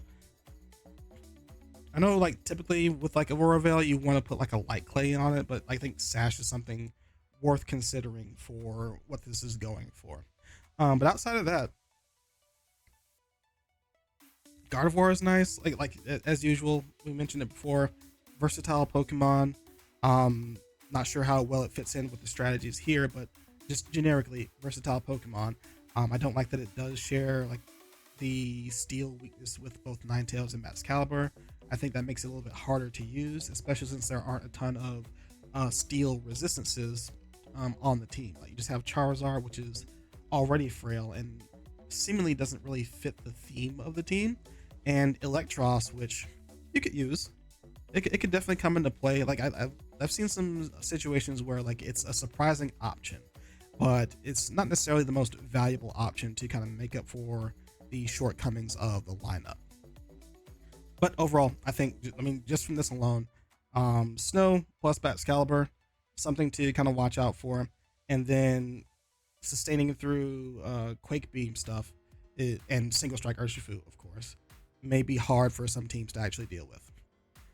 Let's see, Wendell 555, excuse me. You guys and your numbers, seriously. Tornadus Incarnate, Basculegion, Mousehold, Oranguru, and Tauros Fire. All right, so y'all are gonna think I'm crazy. I have not ranted about this. I think Basculegion is fake news, or at least so some Basculegion I think is fake news. That's me. But like putting that aside, let's just say that okay, we got Tornadus and Basculegion, so we got like immediate Rain Dance action to kind of go crazy with. What then? Right? I mean, like obviously we have like Tailwind plus Bramble Gas. We can throw that out. We have Trick Room from Oranguru plus Mudsdale, like and Camera Up. Like we got options across the board. But for this to be the tier 1 combination, there's not a ton of support for it to go off. If the thought is Swift Swim. Now, I'm very on board with adaptability Basculegion. I think AV adaptability Basculegion is really cool. So put that under Trick Room and you got me. Right? And again, there's a mouse hold there, so I'm really I really do like mouse hold next to ghost types. It creates this really it creates this weird disruption where it's like, do you want to try and target the Basculegion with the ghost move? Because it'll just get eaten up by mouse hold, you know. Let's see. A bit hard to argue since Basculegion did win season 3. I would still argue against it. I don't care. That's for a later time though. Yeah, so I'll go on for like 5 minutes on that one. But yeah, I see like some of the synergies through it, like through the Tornadus Basculegion, through Tornadus Bramble Gas, Oranguru plus Mudsdale, Oranguru plus Dragalge. Also, Dragalge, sleeper pick for tier 4. If you just need like a Trick Room Mon or even a Dragon Mon or even a Poison Mon. I think adaptability Poison gets super slept on from this Mon. So if you just need to fill the gaps as far as like a special offense or a Dragon type, I think this is actually a pretty solid pick to come from tier 4. Where did I rate this? Number 6. I think this is a case where like from like 3 to possibly 7. Let me take a look. Yeah, from like 3 to number 7, I had a hard time like ordering these. Like I could honestly interchange any of these with the other. Like this is what I was talking about earlier. Everyone has like something really cool going on that like it almost feels like I'm doing an injustice putting like ordering these teams, if I'm being honest. Because they're drafting this season.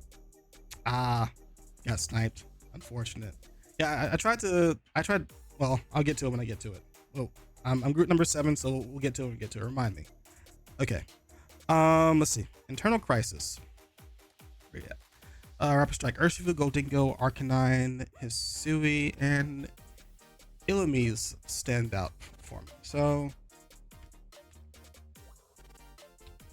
similar vibes as always.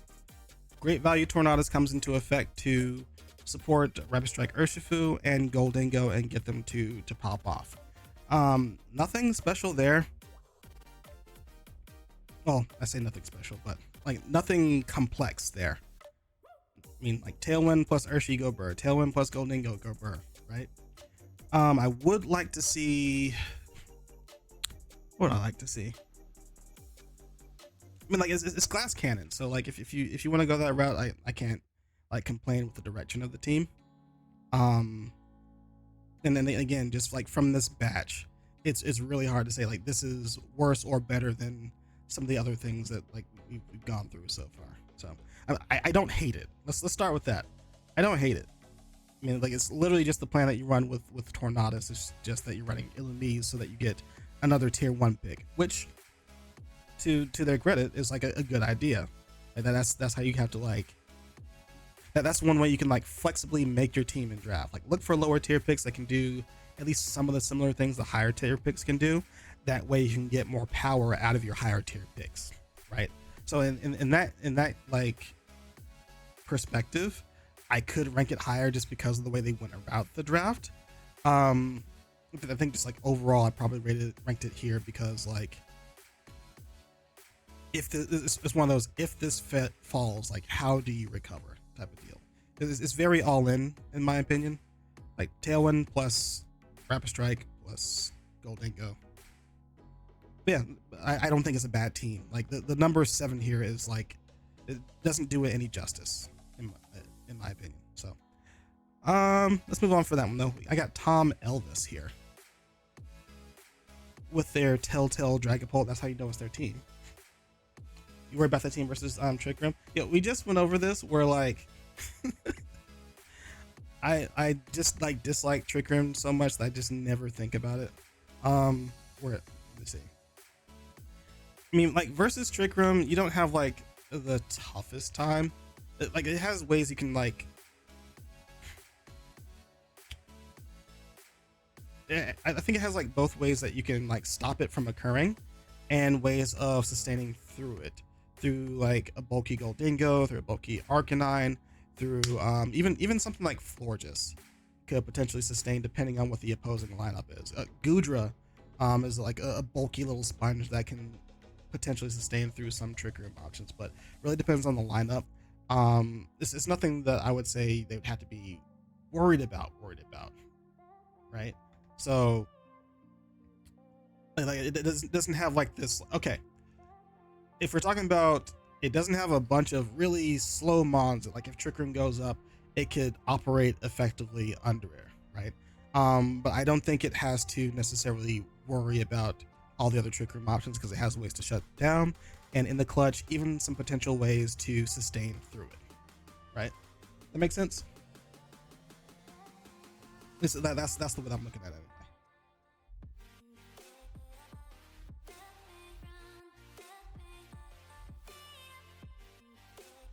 Sorry, my sinuses are acting up, so bear with me.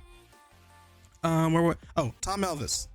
Before I get too far off track, Chi-Yu, Dragapult, Zapdos. Okay, so just like before, I was conflicted because typically Chi-Yu, I think of like faster special attacker mons being paired with it, whereas here the main one is Zapdos, right? Great special attack stat, but it's the same base speed as Chi-Yu. You could argue that like Dragapult could be your special attacker that takes advantage of it, with its like blazing base, what, 140 something, 143 speed, something ridiculous.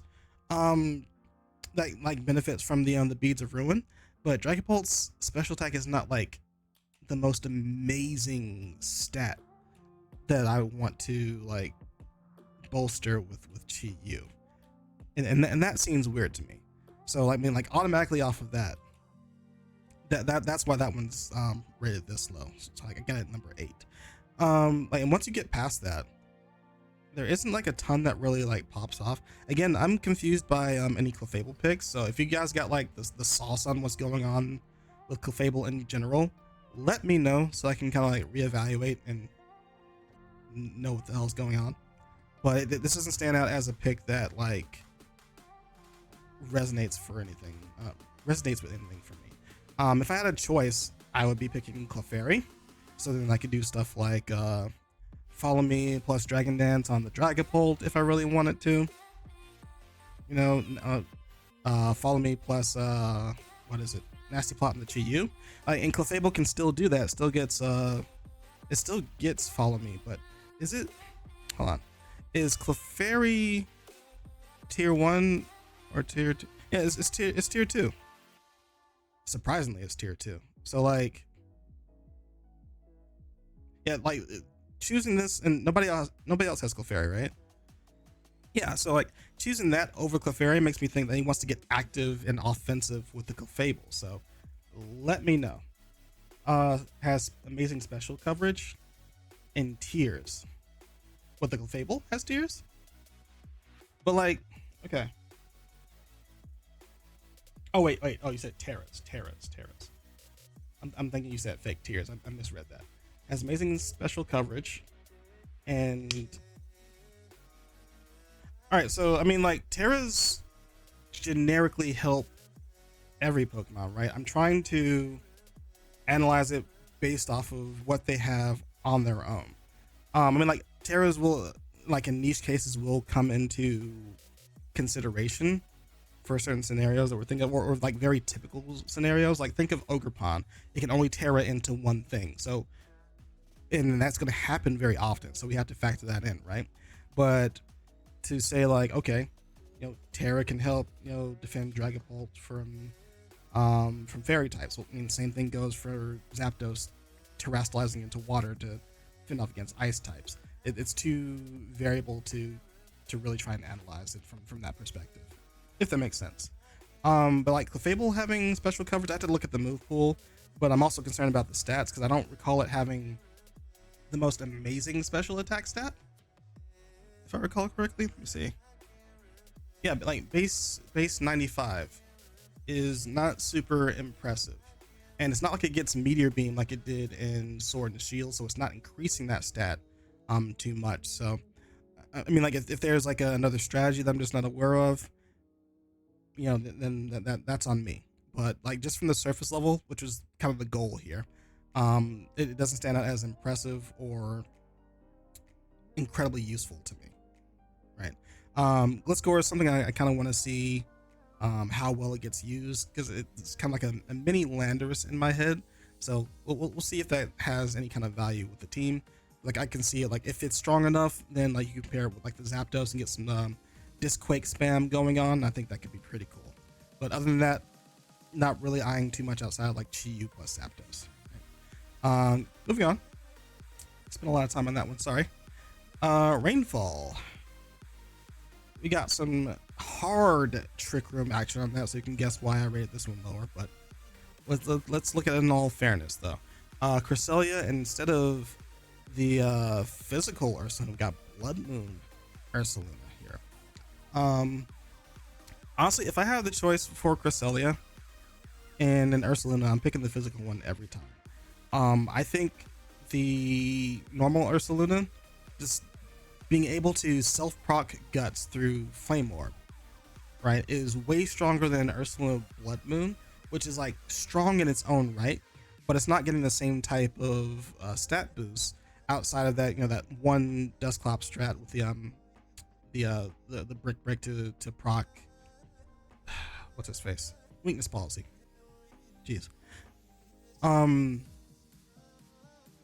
So yeah, like I mean, my first thought is like I don't like this pick as much as the normal Ursaluna. It's just like, unless you just want to use Blood Moon Ursaluna, because to be fair, it's if it gets online, then not every team is going to be prepared to really sustain through its high special attack stat. So it could get away with it. But like as far as like optimization, I like the physical Ursaluna a lot more, right? That being said, you get Trick Room up for free, pretty much. Like between Cresselia and Farigiraf, you're not getting faked out. You can just slap a Mental Herb on one of those. They're all really, really bulky, so you're not like destroying them quick enough to stop the Trick Room. So like at the very least, you've insulated your environment to where like Trick Room is 90% going off, right? Unless there's like a Mold Breaker fake out that occurs from like a Tinkaton, you're getting Trick Room off, and from there it's just how strong are the mons under Trick Room. You got Ursaluna Blood Moon, which of course is the big girl there. If it can like clear the game, by all means, continue on, power on, right? Everything else I think needs a little bit more support. Like Empoleon is nice, but it's not incredibly strong on its own. Farigiraf is pretty solid, but it still wants like a boost to get the same kind of power that Ursaluna has. Like wants to get that boost from like throat spray, which snaps.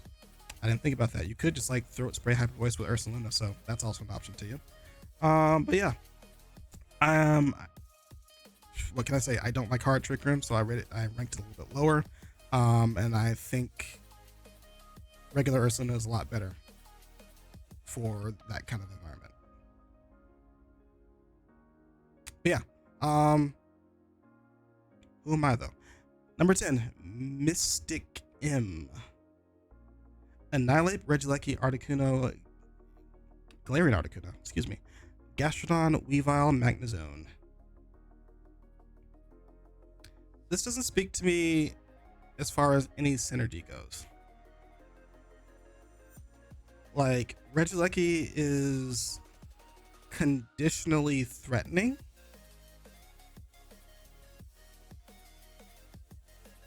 But Annihilate... What's the best way to say this one? Regieleki typically wants something next to it that hits just as hard as it does, right? Because then you have to choose how you want to defend against it, right? So let's say like you put Regieleki next to Single Strike Urshifu, right? It's like, okay, if you protect, the Wicked Blow still goes through. Let's say that both electric and dark hits for neutral, right? And they hit hard. If you protect with that mon, Wicked Blow still goes through. But if you don't protect, Wicked Blow still lands and you get outgunned by Regieleki, so that could be a quick knockout for almost nothing, right? You don't get that same effect with Annihilate because it needs some time to ramp up. Like if you're going for like a bulk up set, you need some time to ramp up with to get Rage Fist online, right? Otherwise you're looking at Scarf, and that's just like a sacrificial Pokemon, and then that creates a whole different dynamic that can fall apart pretty quickly because there's not a lot more to this team as far as synergy goes. Like Annihilate and Articuno, like nothing's really influencing like an Intimidate to come down to proc Defiant or competitive from the Articuno. As a matter of fact, both of them being on the same team kind of disincentivizes that, so it'll like almost never happen, right? Nothing's really coming online to incentivize water moves to enforce Storm Drain from Gastrodon. So I'm not sure what the overall plan is for this particular team. I mean, like, it has some cool things like the Regieleki, like the Weavile. Even Magnezone is cool, but I'm not sure what the goals are for actually winning the game. That's where I'm stumped. Cool? Cool. All right. We're getting on to number 5. Let me hydrate before we do.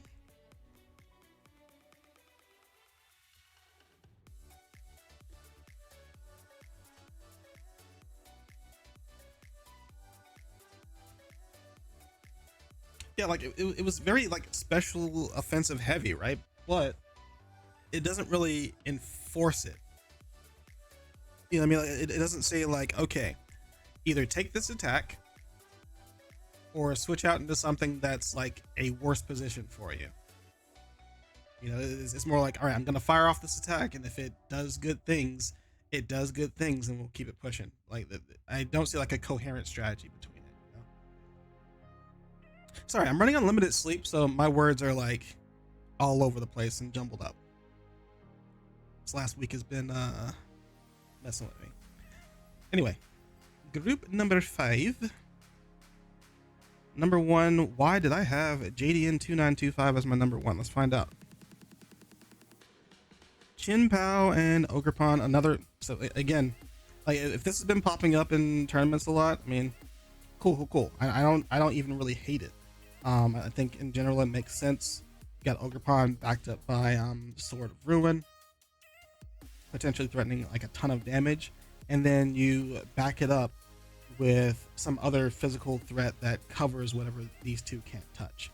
And Arcanine Azumarill, I think, is really cool for doing that.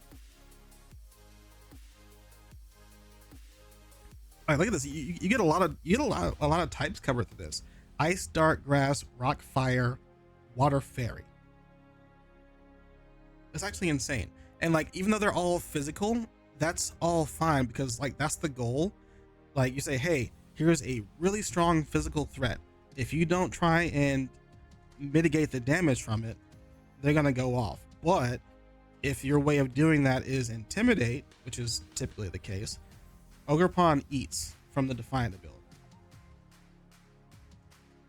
I don't love the Ogre.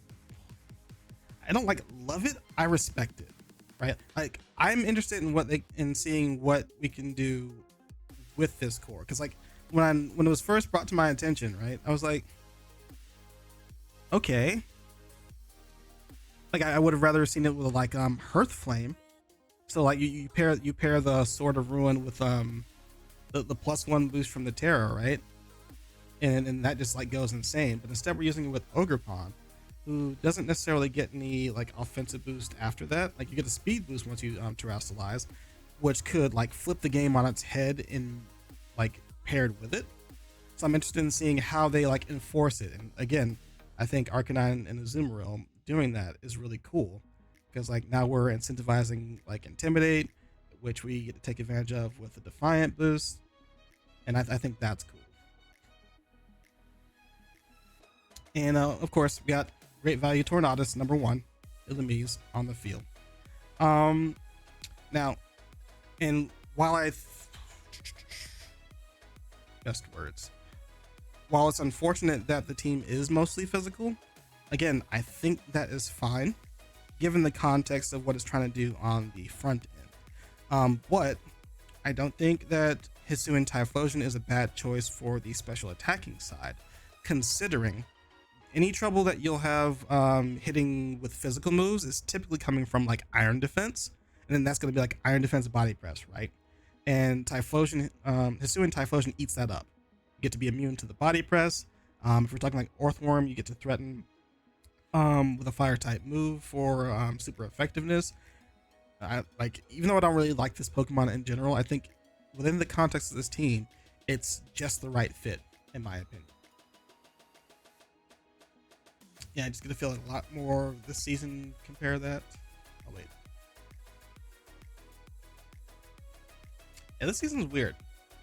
Like I said this at the start. I'm not sure if you were here for it. Like, because there are so many more Pokemon in the game now, like the options and combinations just explode. So like everyone's got a little bit of sauce on their team. All right, number 2, I have Elt. I keep fucking up the name, so I'm just gonna call them Elt. Let's see.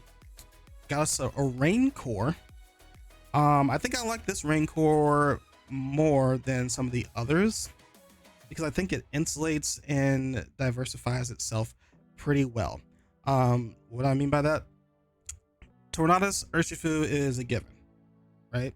Politoed plus Thundurus Therian.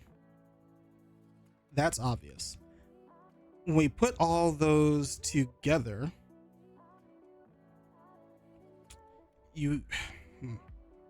what is the best way to say it? Like, Urshifu and Politoed fill different roles offensively, believe it or not. Like, you could treat Politoed like a mini Kyogre and go like Tornadus Politoed, start spamming like Weather Balls or Muddy Waters across the space. But if you just need it to be your to be like immediate rain to increase the damage for Urshifu, you can do that. If you wanted to get 100% accuracy, I keep Wild Bolt Storms from Thundurus Therian, you can do that. But if you can't like find the right position for it, you can always slot Tornadus in first, get the Tailwind up, right? And either Urshifu or Politoed will then work in that context to start putting damage immediately down onto the board. That's the way that I look at it. But then outside of that, I think Brambleghast is actually a pretty solid addition, so that you can kind of like mess with like the grass type matchups, which would like if Amoonguss comes onto the field, it kind of messes with this initial lineup here, right? Because then you're forced to either go offensive with the Tornadus, which you can because you have Drizzle from the Politoed, right? Or you're forced to like Terra the Thundurus to like get Terra Blast flying to then deal with it, right? But if you can just like circumvent that and save your Terra for another day, you can go like Tailwind on Brambleghast, put that online, get that online, and now what does the Amogus do? We'll find out next time. But yeah, I think this is a really cool little lineup on the front end. Even the Magnezone coming in as an additional electric type, but also a steel type, crucially. If you've heard me talk about electric types, I think doubling up on them is typically fine because usually there's a diversity in the typings. Like there's usually like a flying and electric and then like a grounded electric. So they rarely ever share like type weaknesses, and they can like approach matchups from different angles. In this case, Magnezone is something that you can use under Trick Room. It's something that you can use to defend against freeze dries, which otherwise the team is susceptible to. Speaking of which, like, I mean, freeze dry comes online. There's 1, 2, 3, 4, 5 Pokemon that are weak to it, but it can only target one Pokemon, so who cares? Just get after it. You know?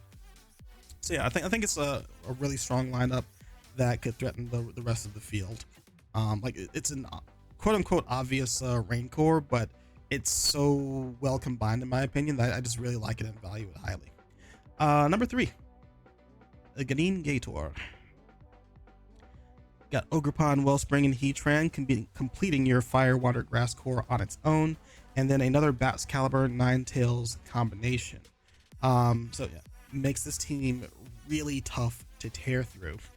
But to make it even better, if you guys didn't respect Mandibuzz, I am waiting for the matches where you fight Green Gator. I think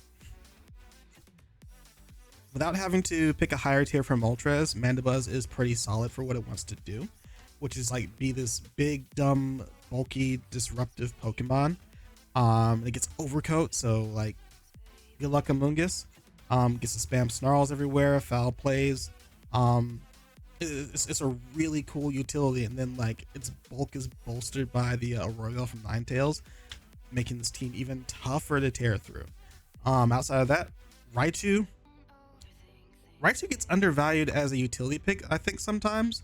Like even if you don't have any immediate synergies, like Raichu plus Gyarados, right? To take advantage of Lightning Rod, I think it's got like just a ton of utility on its own that just gets underestimated. You get Fake Out, you get Charm, you get I think Electro Web still, you get Eerie Impulse, you get Faint. This is all while still having Lightning Rod and a base 110 speed, which does pretty well into the field.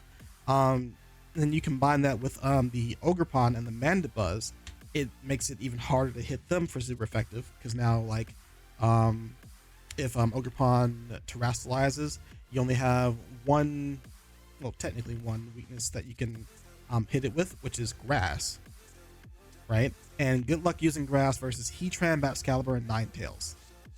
See what I mean?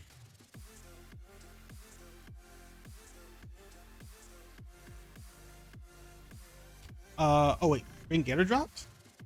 Oh no. Well, hey, they did a hell of a job drafting this team. I think Mandibuzz Raichu as tier 3 is actually really sick. Like this combination up top is really chef's kiss too. So great stuff. But yeah, I'm hoping whoever picks it up. As a matter of fact, let me drop my team and slot in here. I want to switch over to this team. Let me in. That's it. We'll keep pushing on. Number 4, Squirly, your previous season champion. I'm not sure if I said congrats, by the way, if you see this later, but congrats. What do I like about this team?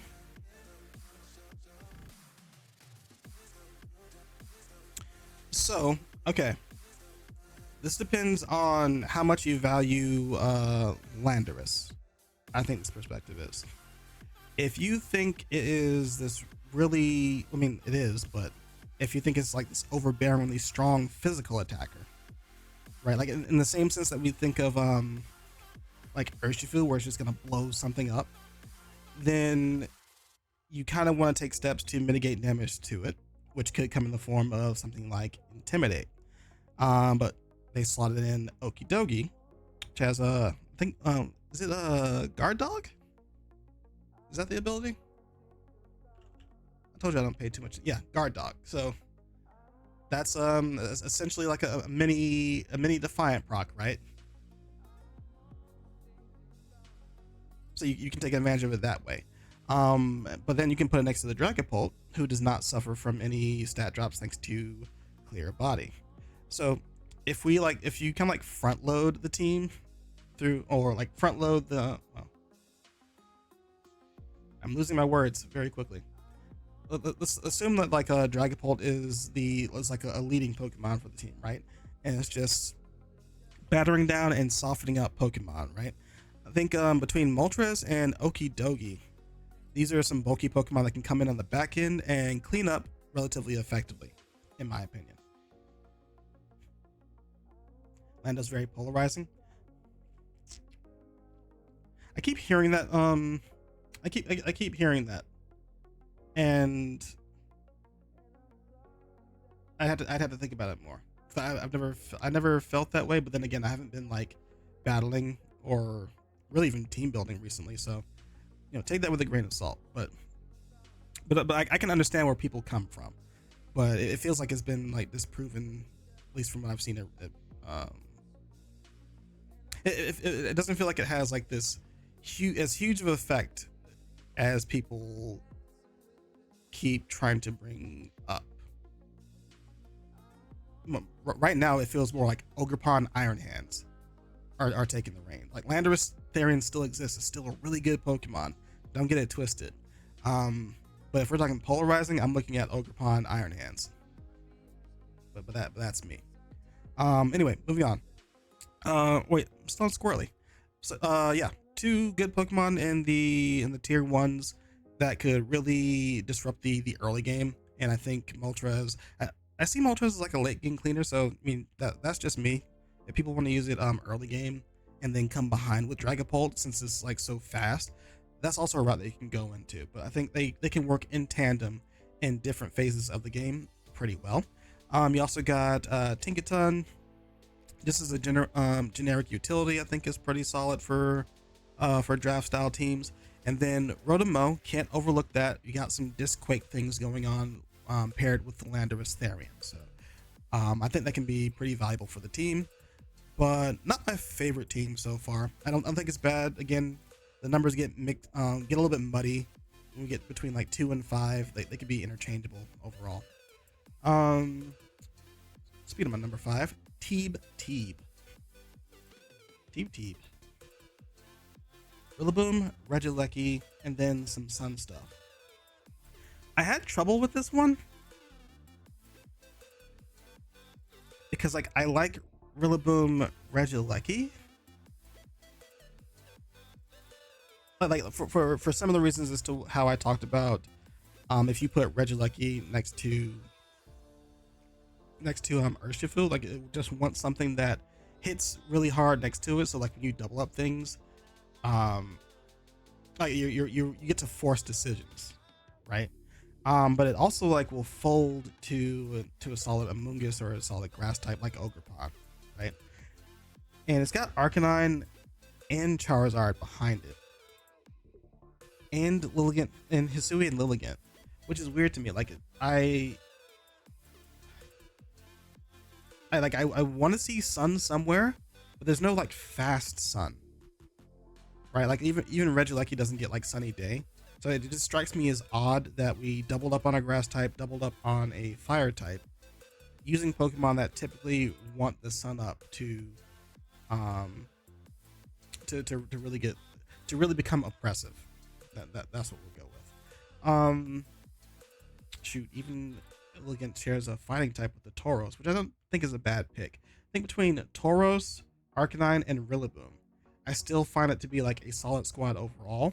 But part of me wishes either A, Sun was somewhere on the squad to take advantage of Solar Power and Chlorophyll from Charizard and Lilligant respectively, or those spots are swapped out with something like a Dragon type or a Steel type, so you can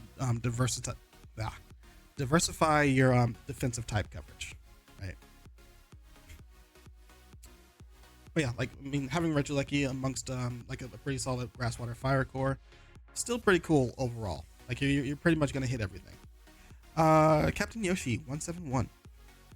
Let's see. Pirates of the Paldeans. I didn't see that. I didn't see that when I first looked at it. Okay. Okay, buddy, you got it. Okay, we got another Wheezing Slacking team. I'm hoping this works out for everyone that chose it because I don't have a lot of faith in it. Like I think Slacking's just missing at least double edge. If it had double edge, I'm on board. But I think it only gets body slam, or did they put double edge in? Hold on. Maybe that's what I'm missing because I haven't looked at Slacking's move pool in a second. Now that I'm thinking about it. No. No. Still just body slam. Sounds like it's still just body slam.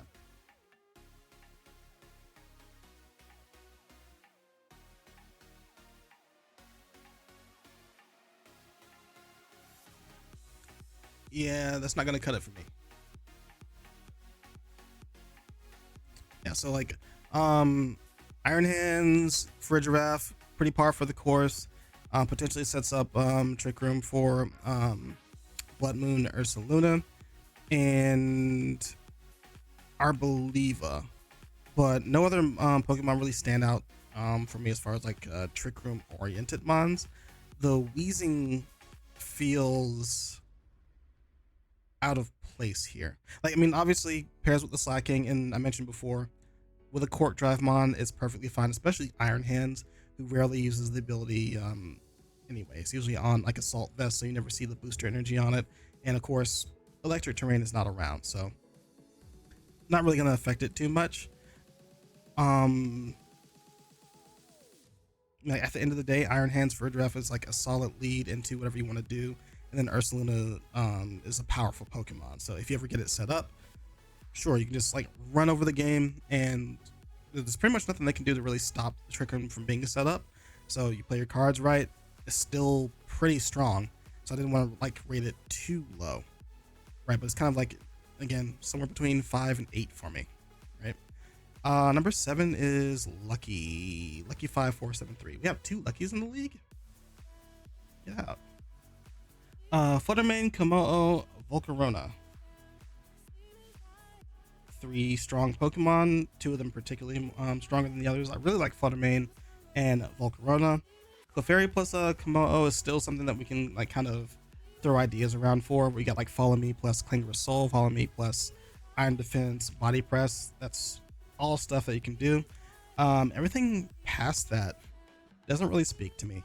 I mean, like obviously Volbeat for prankster status stuff. You don't really need the Tailwind. Like not really. Like it can definitely be used. Like Volcarona and Komodo can make some use of it, but it doesn't really like stand out to me as like a necessary thing. But then again, you also have stuff like Thunder Wave, and I think Volbeat gets Fake Tears, or is it just Illumise? I know one of the two gets it. Alright, it's not Volbeat, so that's just Illumise. You still get stuff like Encore, Taunt, Trick, etc., etc. You're kind of a mini Whimsicott. You know what? I've been calling this Great Value Tornadus the entire time. Illumise and Volbeat are great value Whimsicotts until we get Whimsicott. There we go. We got there eventually. Anyway. So yeah. Fluttermane, Komodo, Volcarona, Clefairy, all solid Pokemon in their own rights, and they can have like different strategies to approach the matchups with. Even Komodo, if you do decide you want to go like Clefairy plus set up with Clangorous Soul, Flamigo with Co-Star, as icky as that sounds, is a possibility. But I think everything falls apart from there. Like if you want to talk about not a lot of ways to really deal with Trick Room, this is probably a prime example. Torterra's there, but I personally don't think Torterra is all that great. At the very least, it's not going to steal a game like a Torkoal under Trick Room or anything, so I'm not particularly worried about it. Yeah, not my favorite, but it's got some legs to stand on thanks to Volcarona and Fluttermane at the very least. Toast 19. Hisuian, Gudra, Screamtail, Ninetales, Overquill, and Dusclops.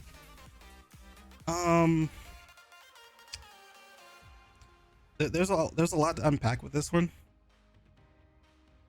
Well, not really, but it's hard explaining my opinion on this one because it's kind of like a dark horse where I can see some of the things that I can kind of get away with, but I'm unsure as to how consistent it is. I mean, like, let's start with the most obvious thing. We got Ninetales in the B tier for Drought, so they could like free up their or tier 2s, so they could free up their tier 1s, right?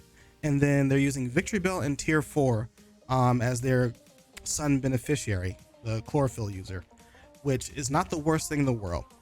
Victory Bell, like a base 100 special attack stat, is not going to be blasting everything out of the sun, but it's still, I mean, you can still think of it in the same realm as Venusaur. Like, it could be running Sleep Powder, it could be running Terra Blast Fire, it's got access to a Stab Sludge Bomb. You can go all over the place with something like that, but how effective will it be considering its stats are not all that great remains to be determined. From there, like, I don't think you're really doing anything with the Dusclops under Trick Room. I mean, like, you could probably set up Rayloom and start using Spore, but then what do you do after that? You know, I'm really wondering what's going on with between tiers 1 and 2, because like Overquill is a very peculiar option to pick. So if they got the sauce on that one, you know, more power to them. I mean, at the very least, it's a really cool pairing with Screamtail's Fairy and Psychic, like Dark and Poison plus Psychic and Fairy creates this really weird type dichotomy you can probably switch in between. But Overquill is not really like the bulkiest Pokemon to really like start talking about like type switching in defensively using type coverage. So I don't know. This one's weird. This one's weird. The only thing that seems like clear cut is Ninetales activating the chlorophyll on Victory Bell, and even then that's pretty shaky. You know? Move on from that one before I get a little bit too negative.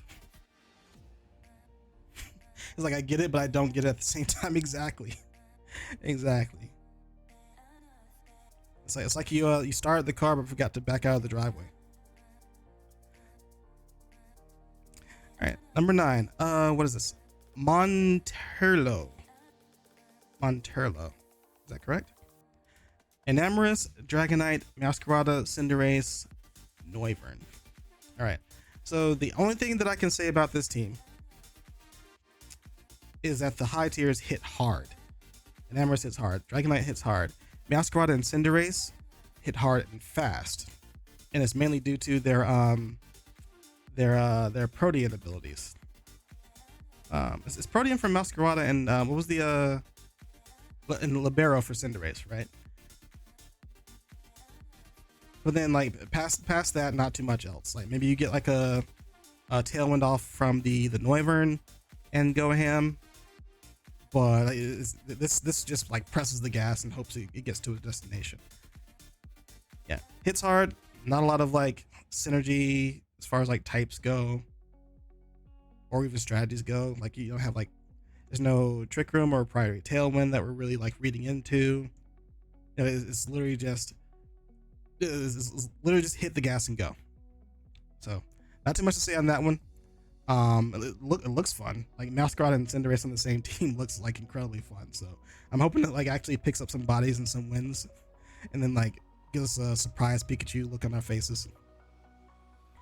All right, and then number 10, I got Mr. Skelly Bones here. All right, I'm gonna be honest. It may sound brutal. It's a Dondozo Tatsugiri team with nothing else really behind it.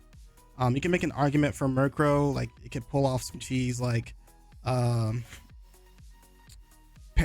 the Tatsugiri, then switch into the Dondozo so that it frees up the extra slot. You know, old school tech, right? But nothing else, nothing past that's capitalizing off of it. Like I mean, we're not doing any Flamigo cheese with Co-Star once that occurs, right? Cleavor, I'm not sure how strong. I'm not sure how effective it is. So it doesn't really like capitalize on anything Dondozo can't deal with.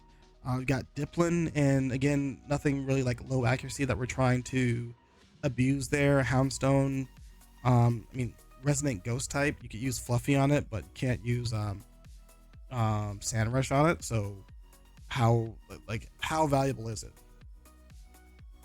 Not sure what the direction for this team was outside of Dondozo Tazagiri. That's it. Yep.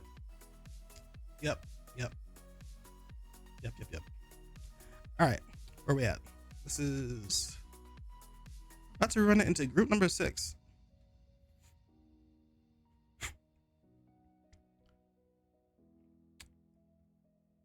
Yeah, this is the right tab. Okay, cool. So group number 6, I think, is where I had the most trouble. Let me take a quick scan here. Yeah, you guys were all monsters with your draft. This one was unfair. I don't even like ordering this one. Look it up. Sinistra, Annihilate, Ninetales, Alola, Mousehold, Tauros, the Titan, Magnezone. Let me see. Why do I like that? I literally should have just taken down some notes here, because I had thoughts in my head as to why I thought this is like super freaking cool. I'm coming back to this one. I literally forgot. Like I looked at it and I was like, this is cool. I mean, it has the mouse ape. Like that's the immediate thing that stands out. Has the Ninetales plus the Titan that stands out as well. I think what it was like, how do you effectively deal with this team when you get the Aurora Veil up? Because now like Bulk Up Annihilate gets to eat for free. You can even like pivot in Mousehold at a certain point. It makes it even tougher to deal with through Friend Guard, of all things. You can always switch in Tauros with an Intimidate to make it even tougher. Like I'm just thinking like all the combinations you can do to mitigate damage while still being active threats, like between Annihilate and Titan, even Magnezone. And that seems really cool to me. I don't know, like maybe I'm overthinking that one, but there's so many routes you can go with this. Annihilate Mousehold, Ninetales, Annihilate, Sinistra plus Annihilate. Like it's gross. And then like in the clutch you have like, Fletch Ender, the true great value Tornadus, Does Terra Ice give snow benefits? Yes. Yes it does. Same thing for like Terra Rock giving sand benefits.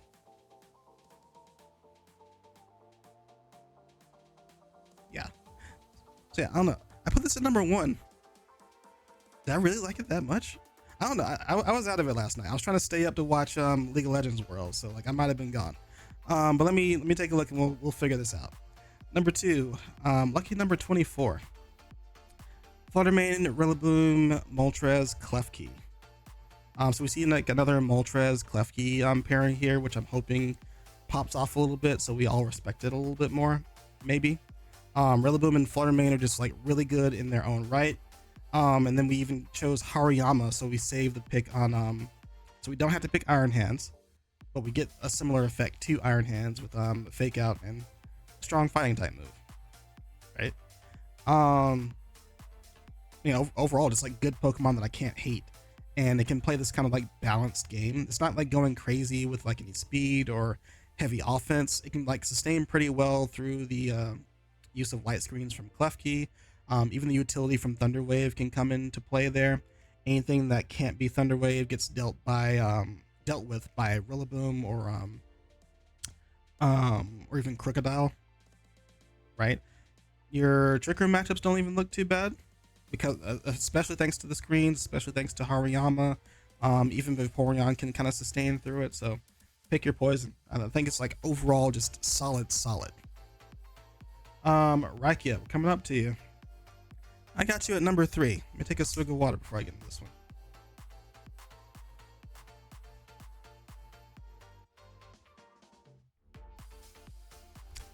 All right.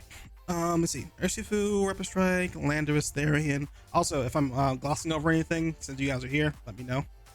About your team, rather. Let's see. Urshi, Lando, Volcarona, Talonflame, Gardevoir. Again, a combination of like just really good Pokemon that can just play a regular game. Nothing really crazy. So like, all right. So my goats here are Volcarona and Gardevoir just for their versatility. Like, I mean, Raiki, you already harped on it, right? About like Gardevoir can like be really versatile into different matchups. Got a deep move pool.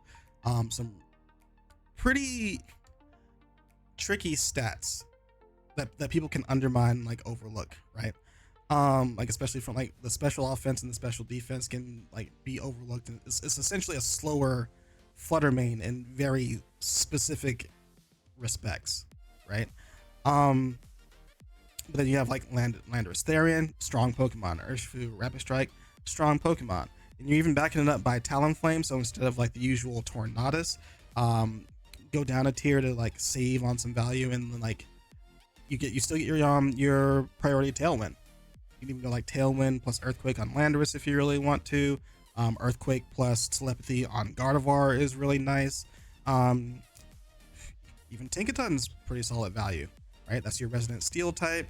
You get Fake Out Utility, Feint, Knockoff, etc., etc. So like just all around good, solid Pokemon that I can't hate, and that are more than likely to do well. Like even if you don't have anything crazy like a really good Fire, Water, Grass core, I think these Pokemon are like so versatile in their own positions that it's not necessary. You just pick a strategy, run with it, and it'll do fine. Let me see. Draft ended up looking a tad different than I planned. Wanted Magnezone over the Tinkaton and had Corviknight over Talonflame. Okay. And then Alolan.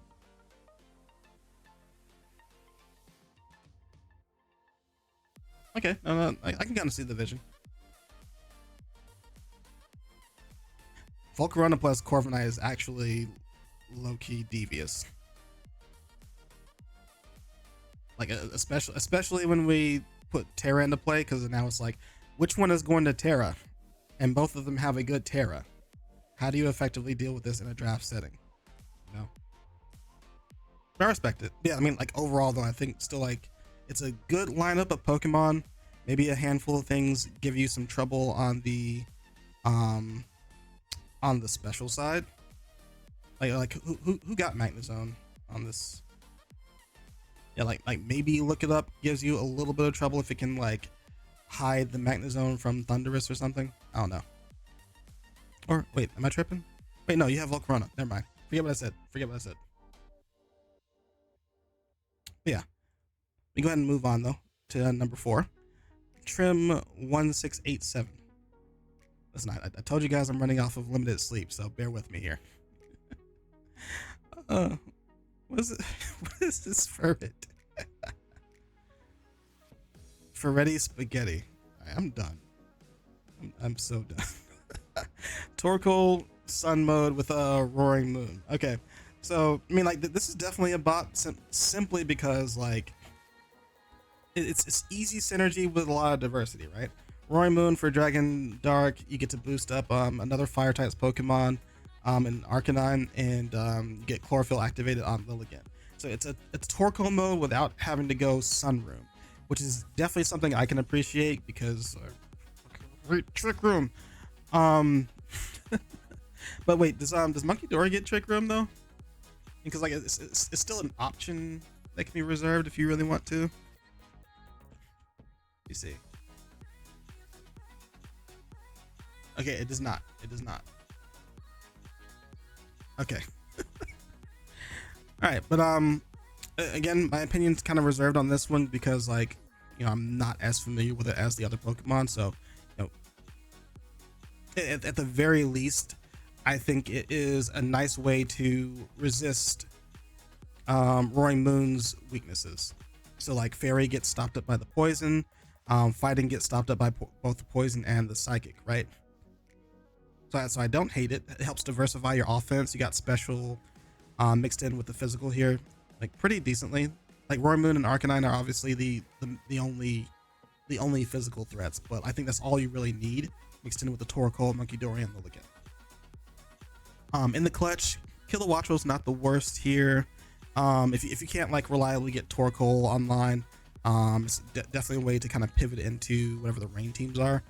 As long as they're not running Thunderous Therian. Are there any rain teams here? Are there any rain teams here? Let me see. Ah, okay. Nope, the rain team is running Thunderous Therian, so that's the only place where it gets stopped up. But in a general sense, when we were all undervaluing Thunderous Therian and it wasn't there, this could get away with murder into the Pelipper. There you go.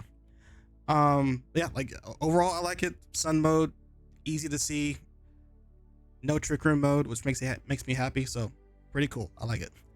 Number 5, who's this? That one Nedyak. Guys, I need you to update your names, please. What is this? If you have some insane backstory that goes along with this, that just keeps me entertained every time I hear it, by all means. But until then, I'm judging you. Let's see. The Sudowoodo Sweepers. Okay, that makes me feel a little bit better. Ursaluna, Heatran, Mimikyu, Garganacl, Samurott, Chestnut, Weavile. So, I mean, obvious hard Trick Room mode, but instead of the typical Cresselia, we have Mimikyu, which I think is a pretty interesting way to kind of flip that strategy. Excuse me.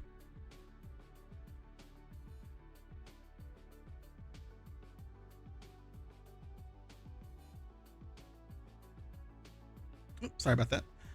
So yeah, like normally you see like Cresselia to pair up with the Ursaluna because like, I mean, you can spam Earthquakes next to it, right? Due to the Levitate ability. But also if you feel threatened by like any fighting type Pokemon while Ursaluna is active, because typically you're like you're using Terra Normal, right? You have Moonblast and you like Moonblast and Psychic to check those fighting Pokemon that come in. But Cresselia doesn't really have like the strongest offense from there. Mimikyu might shore that up a little bit. Let me check the stats. Let me check the stats before I say any further. Before I get tripped up too quickly. Mimikyu has a base 90 attack stat. Oh, it's lower than I thought. Rip. But still better than a base 75 special attack from Cresselia. So who knows? Maybe base 75 Moonblast is not as good as base 90 Playrough. That's where my head is at. So like, I don't hate the Mimikyu here. It's just an alternate way to run the same strategy in a certain respect. We're pairing it with Garganacl, which makes this team even more annoying to deal with. And I hate it. I hate it so much. Again, if you see like a Trick Room team like lower on my list, it's just because bias against Trick Room. But I will give it its props where needed. I mean, like Trick Room plus Ursaluna equals most of the game is probably already won. Where I am a little bit concerned is like the team is very physical heavy. Like it's just Heatran pumping out the special damage. So if you lose that, I really am concerned where you go from there, because like if we're being fair, it is sharing some type weaknesses. Like you're weak to ground and fighting, which Garganacl is also weak to. And that fighting weakness is also shared by the Hisuian Samurott. So if let's say they get like an Iron Hands into position and like you don't do something like burn it, well, you might be in trouble. Granted, Mimikyu was there to solve just that problem. I'm just speaking within a vacuum though.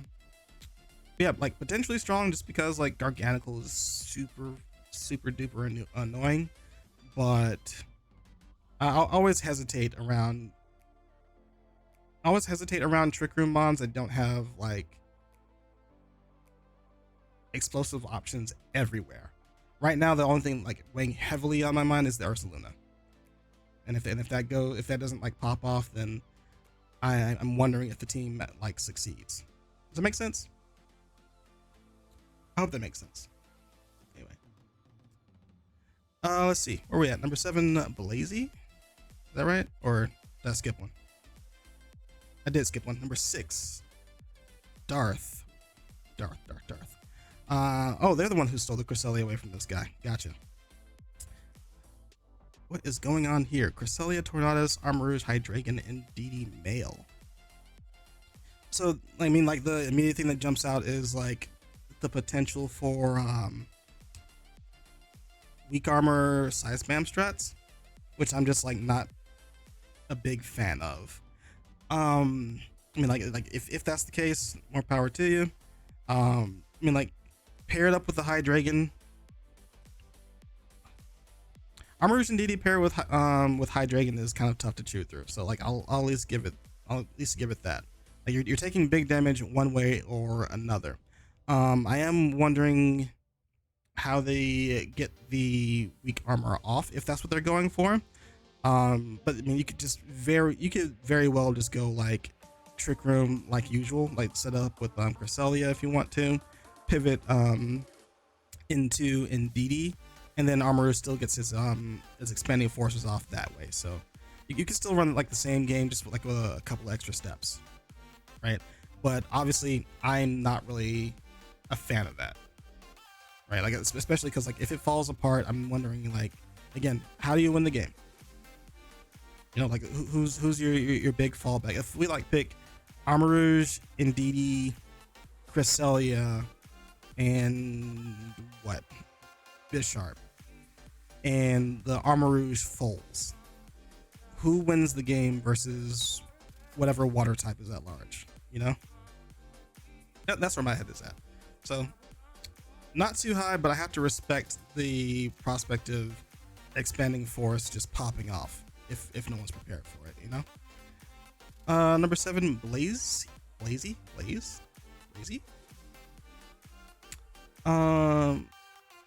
Oh, this one I'm intentionally rating unfairly because I do not know how effective a Rain Room team can be. Like, check it out.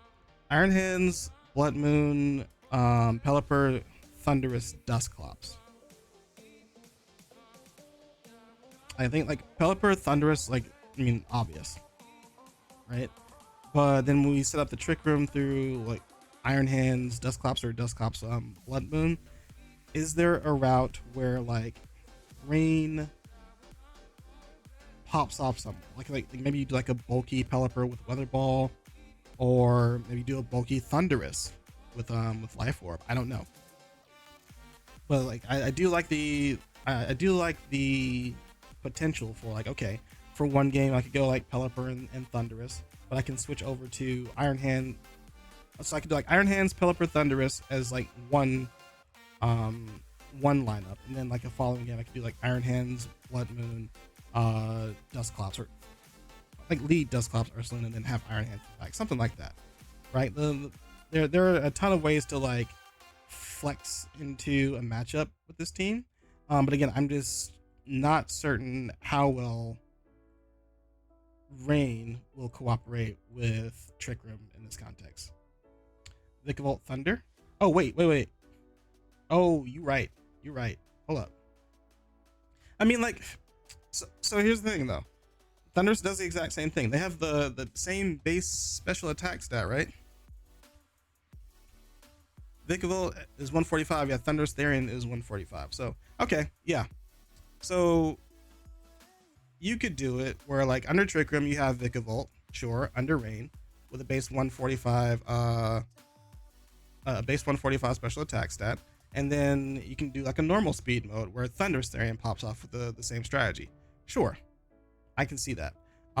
Though if we're doing that, I would want to see like another flying type or like an ice type somewhere, so we can better threaten grass mons. Like, I mean, Vikavolt has bug type to help with that, and just spam bug buzz. But Thundurus has to go into Terra Blast flying if it wants significant damage. Again, there are a ton of ways to think about it, and I think it's cool that they the lineup is this way, to where like this could easily be like anywhere between 5 and 8 for me.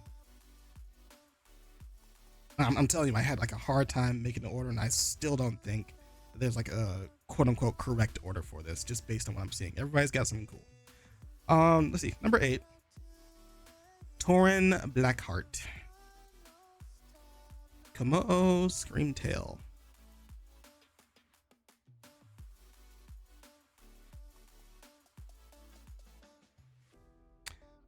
So all right, this is a weird lineup. The only reason I'm not counting it out, right, is because Snorlax is an anomaly. Let's say that you have Gothitelle and Screamtail, and you get your Paris trap set up, right? Typically, you have to like kind of scramble around to find something bulky enough to withstand whatever is incoming, and kind of like last through the turns. Snorlax could potentially be that Pokemon. Like normal type has the benefit in that it has only one weakness, which is fighting. So if they haven't, and you're not bringing, well, you'd be hard pressed to put a fighting type in front of Screamtail and Gothitelle at the same time. Meanwhile, Snorlax is just like this bulky juggernaut that you just like move it into place, and that could help. That could help mitigate the damage you take between the turns you're waiting for Paris Song to complete, and that could be a route to victory. So like, I don't hate it completely, but this almost seems all in on that idea, and there's nothing else behind it that I like.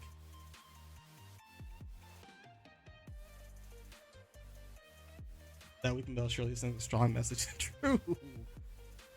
True.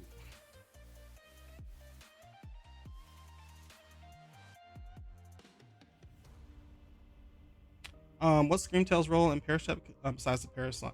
Just being a bulky son of a bitch. That's it. Well, no. You also get disable. So like, let's say that you set up the Paris Song, like fake out Paris Song, right? You double protect the following turn. Let's say that they try and like taunt or try and blow up Gothitelle so they can escape. You can disable whatever move that they just used. That's always on the table. Encore also. You can do like Encore disable, and they're just like stuck. Right? It's this huge. It's a disruption piece for we're trying to like survive the turns. But you have to like play it in just like the right sequence, and it gets really grindy. So it's tough. It's really tough. Let's see, where are we at? Speed Sapphire is my number 9. And here we have Ogerpon Hearthflame with Amoonguss, Arcanine, Garchomp, and Volbeat. I don't like Ogerpon and Amoonguss. Well, yeah, I don't like Ogerpon and Amoonguss at the same time.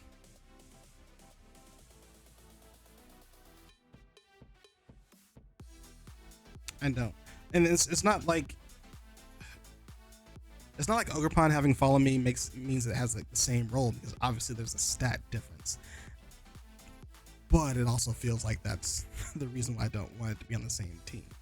I mean, like, Ogerpon is just like strong in its own right, so set it up with a Tailwind from Volbeat and you may be in business. I mean, I guess if you really want it to, you can also use the Amoonguss for redirection while you set up Sword Stances for Ogerpon, but it doesn't like strike me as like the cleanest type of strategy, considering that there's at least a similar weakness of flying until Ogerpon terrestrializes. And then when you terrestrialize, well, now you're just like a pure fire type, which is what Arcanine is already doing. That just, it seems really weird to me. Like if you told me it was Wellspring Ogerpon, I'd be like, okay, this is cool, right? Like, because when you terrestrialize, you're pure water, and that makes up for the water type that you otherwise do not have on the team.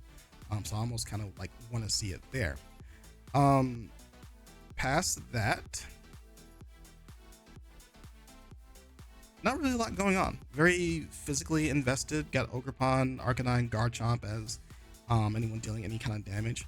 I mean, if you want to use Azel for Serena, you could, but there's not really like a huge use for Serena, considering you already have Ogerpon and Amoonguss. Like we're adding additional grass types that don't really add additional value. And that's me being a Serena fan. So, take that as it is. Volbeat plus Garchomp, is still something relevant. Garchomp's a big boy. Instead of like Tailwind, Swords Dance, go crazy. Yeah, like overall, I don't like the lineup cohesively though. Can't say that I do. Just need a strong flying type with safety goggles, or even just a strong attack. Yeah, I mean, pretty much. Like the team is like, it's not frail. Because like Amoonguss and Arcanine can be bulky when they want to, but it's like once they find that neutral or super effective hit, you don't have a ton of resistances to then mitigate the damage without terastallizing, and that always feels bad. You want to kind of keep your options open so you can save Terra for a very pivotal moment. You want to have to go into a match and say, oh, I'll just terastallize here, and then something else screws up something that you need terastallization for, All right, and my number 10 here though is Cosmic Horror Baby. Chiyu Goldingo, another appearance there. It's something I probably need to put a little bit more respect on. Again, I'm just coming from a mindset where I perceive Chiyu being next to a faster special attacker, and that's probably a flawed way of looking at it. So, I mean, Chiyu Goldingo could potentially go crazy. Also got the Clefairy next to it, so either of them could set up nasty plots next to the Clefairy. Great Tusk is a very peculiar option. Like it's not a Pokemon that's historically strong on its own. It typically wants some speed control so it can go off. It wants some room to be able to spam Earthquake, so typically Tornadus, Talonflame, things of that nature are what gets it going. You could put it next to the Noivern to achieve just that as like a fast Tailwind setter, if you really wanted to. And you can also see some room next to Rotom Frost doing like some Disc Quake spam, but Rotom Frost always just feels bad to have to pilot just because being locked into Blizzard as the sole stab ice move is not a great feeling. So overall, like it's kind of all over the place. You can see some of the lines where it works out at the top end with Clefairy, Chiyu, Clefairy, Goldingo. I'm not really confident in how well the Great Tusk will do without some very specific Pokemon next to it, though. Could be a bop though. I did kind of gloss over like Noivern working with Goldingo a little bit. You could do like Boom Burst spam next to it, so like Boom Burst, like Terra Normal Boom Burst plus Make It Rain. That's something that I tried to do in season 2, I think, and I failed horribly at it, but maybe they'll have better luck than I will. All right, let's see, we're actually doing decent on time in my opinion, so we're gonna move on to my group number 7. All right, for this one, here's what we're gonna do. Oh, your assessment was similar to mine? Yeah, I mean, like, Pokemon is a circle. We can come to some of the same conclusions about a lot of things, believe it or not. All right, but for like group number 7, this is my group, and what we're gonna do. I'm not ranking myself this time on this one. I'm not. So I'm just gonna do 1 through 9. I'll kind of go through my team, like just touching the surface of it. You can see it right there. And then I'll be glad to hear opinions of it. So, number 1 is actually my first week opponent, MLBD. I think they have an insane freaking draft. Rapid Strike, Urshifu, Amoonguss, Farigiraf, Pelipper, and they stole Fire Tauros from me, so I'm still mad at that. This team's kind of hard to chew through. If like it's definitely a better player team, right? But they can position the pieces as well as they want to between Amoonguss and Tauros, Tauros Fire. That on its own can mitigate a lot of damage while they reposition Urshifu, or even I drew a blank here. So while they like reposition Urshifu, and then they can always go off with the Pelipper. What's kind of peculiar about this team. The top end of their speed tier is the Tauros at base 100. So they actually have an option to just run Giraffe for Trick Room wherever they want to, and like even like in most like standard speed matchups, they will very likely underspeed like everything else. It's like base 110 and above, especially like the Ogrepon teams, especially like the Tailwind teams. So it's a really weird combination of Pokemon that fit together like just right, in my opinion, to make it really difficult to deal with. And then once Urshifu's at large, it can just like destroy the game by itself. Also, shout outs to the Magnezone pick. Again, undervalued steel type pick from tier 3. Shout outs to the Dragalge pick, undervalued pick as far as like a poison type from tier 4. And then Umbreon can also cause some issues if you didn't scoop up Urshifu, Hariyama, or one of the Tauroses, right? At least in my opinion, it's a really weird monkey wrench between like snarling, foul playing, and yawning. That also helps with repositioning and playing out this kind of a more grindy game, helping to mitigate damage even further. It's kind of the theme here. Without the use of like screens, you're mitigating a lot of damage across the board with better stats, better typings, better pizza, but not Papa John's, better move pools, even better abilities like Earthworm. You get to like if you want to like pair that next to Magnezone and Tauros, you get to mitigate any ground type moves aimed for them. Like I'm having trouble with like figuring out how to even approach this one, and I got to play them tonight. So there's that. Let's see. Good luck this season. Hey, appreciate it. We'll see. I'm gonna be honest. I kind of joined out of habit. My heart's not like as in it as it has been in previous seasons, but I'll try my best. Right? Maybe we will see each other in playoffs. Here's hoping. But yeah, that's my number 1 pick, MLVD. Number 2, I got Cruiser. Let's see, Fluttermane, Iron Hands. That should tell you all you need to know. Let's move on. Number 3. Oh, I'm kidding. No, I mean seriously, like these are like the top dogs in the format, and like they're very versatile in what kind of lineup they can fit into. You can consistently bring these week after week, and they'll just consistently do what they were designed to do, regardless of if the opponent is trying to prep for them, right? And even past that, Arcanine helps to like bolster your bulk a little bit more. Klefki on the same page. Even if you don't have a lot of offense lined up behind that, I think that is really self-sufficient. And then Greninja as like kind of a value pick to diversify the special offense is not bad either. So like I'll put this high up there. I think this is valuable just from these two alone, and from these not being the picks after them not being like terrible, right? The Papa John's. Thanks. I practice in the mirror every morning, boss. Number 3, the Trevdo, my goat from season 1.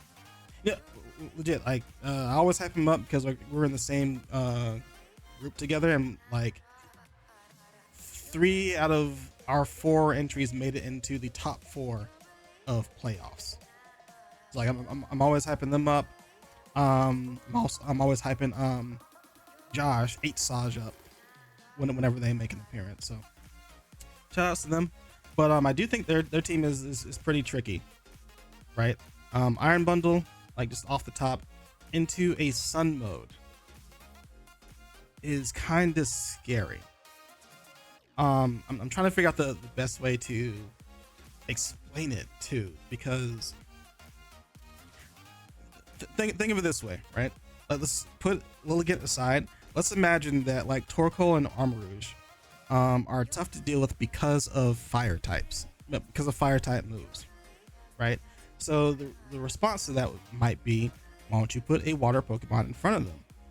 I would love to do that, except Iron Bundle's sitting there waiting to freeze dry me. Right? I think that's like a strong. I think it's a strong combination to make the opponent think twice about how they want to defend against the Sun mode, right? Now, I mean, like past that, you're still Sunroom, you know. Torkoal, Lilligant, Armarouge, get Trick Room set up. Torkoal go crazy. You get out of Trick Room, Lilligant helps the Torkoal go crazy, or Lilligant goes crazy itself. Lilligant being a tier 3 value pick as opposed to the Hisuian Lilligant. Also pretty nice to help you save on tiers in the upper levels. And you get Garchomp, who also pairs really well with Iron Bundle, right? You got some Quake Beam action going on. In the clutch, you can go like Icy Wind for speed control so that Garchomp can pop off on whatever it wants to pop off on. Pretty crazy. Shoot, I forgot to gloss over it. You can use freaking Flip Turn on Iron Bundle for weak armor proc, weak armor weakness policy proc on Armorers, and then still do the same dumb size spam stuff as before. Like, what do? Oh man, I'm genuinely scared of that one. Whew. All right, Sean Knox solos. You got Rilla Fluttermane. Why is Rilla a good partner though?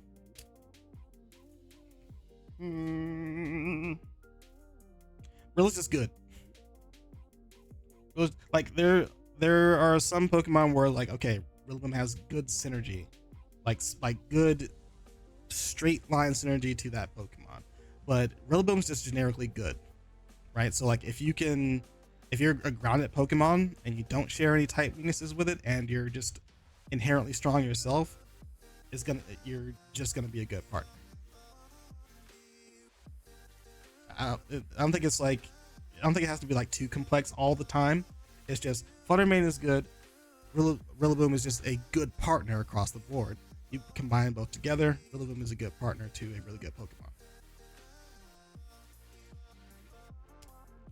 Even with the Glide nerf, like Rillaboom is still Rillaboom at the very end of the day. Woodhammer still hurts. Grassy Glide still like hurts. It's coming from like a base, what was it, 125 or higher, like 125 attack stat. And keep in mind, we're not in an environment with Dynamax anymore. Everyone's a small Pokemon, so it's still gonna hurt even with the Grassy Glide nerf. Right, it's still good for finishing off low health targets, but like now, like the onus is on using Woodhammer to get most of your damage off, which like especially if you're pairing it next to Fluttermane, it's like, hey, if you want to target down this Rillaboom so that it doesn't Woodhammer you, you're gonna have to take this Moonblast from Fluttermane first, which is very likely faster than you. How do you want to do this? All right, well now if you go after the Fluttermane so you can get it off the field quicker and prevent it from using that Moonblast, well, now you gotta take this full damage Woodhammer on grassy terrain. Congratulations, you just lost like 80% of your life. You know, and like obviously it's contextual, but that's the way I'm looking at it. Anyway, I'm getting off track. Sorry. Sean Knox solos. What was this? This is weird. All right, this is where like they I think they drafted King Gambit last as their tier 1 pick. They say their tier 1 pick all the way to last. And Double Dark is always concerning. Well, not always, but like it's somewhat concerning considering like now you're sharing type weaknesses between those two and the Mousehold. The Mousehold wanting to protect you from other things. I mean, like if you go like a utility Mousehold, like a friend guard Mousehold, right? It's trying to protect you from something, but like if you share a fighting weakness with it, well now it's kind of forced. Well, it's not forced, but it's incentivized to use Terra Ghost to prevent that from happening. So I'm not immediately a fan of that, but if I can, I want to point out King Gambit and Volcarona just being strong Pokemon in their own right. And that makes it scary, right? Because like Volcarona, again, very versatile, can be offensive, can be defensive, and I think on this team, it's like a valuable offensive utility to help make up for the special damage that's otherwise missing, unless you go into like Vikavolt mainly, right? There's no Trick Room mode for it, which I think is fine. You can still soak up some damage with Vikavolt and then fire back a pretty strong attack, right? Or even use like Mousehold with Follow Me, so that the Vikavolt gets to just fire off indiscriminately. But I am concerned about like the tier 1 pairing between these two. It could end up being like really strong, right? Like you just go Terra Dark, King Gambit, fire off Wicked Blow, fire off Kowtow Cleave, and say, hey, good luck defending against both of these, you know? And of course, we got great value Whimsicott over here, the Volbeat. I'm not sure how well the team can utilize it. I don't really see. It can utilize Tailwind, but I don't know how frequently it would be able to use it. But you know, still all the other stuff like Encore and Thunderwave are still on the table, so you can kind of spread the love around. But overall, I'm like, I'm treating this as a dark horse pick. That's why it's so high. I am concerned that like we will underestimate the fact that these two share a dark type, that we forget that they're just like really freaking strong dark types. Because at the very least, what it has going for is that the King Gambit gets access to Defiant. So if you were hoping to kind of slow down the Urshifu with maybe Intimidate, well, are you sure you want to do that in front of the King? The answer may surprise you. All right, moving on to Dark Badger though. Let's see. Ogerpon, Hearthflame, Komodo, Sandy Shocks, Palafin, Illumise. So this is kind of the same thing I was saying before, I think from like group 1. I don't know how viable it is to set up and enforce Palafin's position on this team.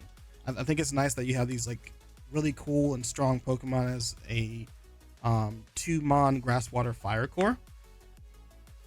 But then like how do you make sure that Palafin gets to do what it wants to do? I personally don't see it just because of the way that I view the game. So it's hard for me to rank this highly.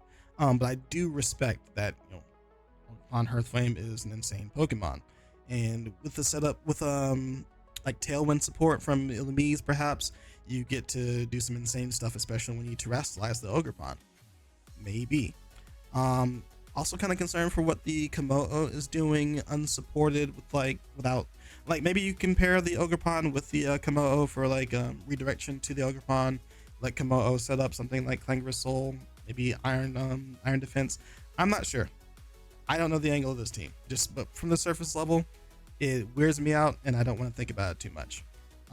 Now, I did this before when they were part of another group that I was in. I think that was that might have been season 2, and I got completely rolled in our matches. So I'm waiting for the actual games themselves to actually see how this pops off. But just from the surface level, not my kind of team, not the one I'm rooting for. All right.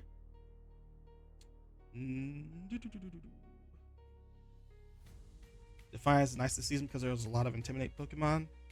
Not viable, but with Trick and Clear Amulet prevent the proc of Defiant. Good question. I mean, it's a good question, but you'd have to get it done before the Intimidate Pokemon actually comes in. I think the answer is yes, because for the Defiant to proc, the stat has to drop. So if you get the Clear Amulet on, stat does not drop. But you have to do it in a very specific sequence, and whether or not that's worth it is another conversation. Let's see. Sorry, not Jolik. I'm trying to bounce between chat and the screen at the same time, so bear with me. Landorus, Therian, Regidrago, Murkrow, Bronzong, Hariyama, Jumpluff, featuring Noivern. So, I mean, Murkrow, Regidrago, Murkrow, Landorus, Therian are some obvious combinations to try and get some quick damage down. Even AoE if you want to go Earthquake with Landorus, since Murkrow will be immune to it. Got some fake out support from Hariyama, and then Bronzong's just kind of sitting there pretty. It's a team. I don't think it's a terrible team, but it seems very it seems very top heavy. It feels like it wants to go all in on this and doesn't have too much of a contingency plan outside of that. Because here's the thing, Landorus Therian can sustain for a minute, right? You can pivot that in and out as you wish. You don't have a lot to pivot in and out to, because everything else on the back end of this squad is pretty frail overall. Like you could make like a bulky Ampharos kind of fit the design if you really wanted to, but like everything else, generally speaking, below Hariyama is relatively frail, right? And then Ready Drago, it wants to maintain as much health for as long as possible so it can get these dragon energies up at max power, which then speaks to me that you're trying to go hard with Tailwind to make sure it's set up appropriately. Now you could do it in reverse and go with like Bronzong, set up Trick Room, you turn into Landorus, and then go with a slow Ready Drago to spam Dragon Energy from there. That's also a possibility. So there is some flexibility in that, but it's again one of those situations where like if this strategy fails, how do you recover? And I don't think there's like a lot of redundancy from these later picks or from these lower tier picks that really helps this top end. Oh, Muse, you played him today? You got a 2-0? Nice. Yeah, I haven't actually looked at the match schedule for everybody else. My bad. Good stuff. Congrats. Okay. Oh, well, it's your turn. You're in the frying pan, Muzart. Let me see. Goldingo, Regieleki, Gyarados, Zapdos, Breloom. A lot of Pokemon I like, particularly Regieleki and Zapdos.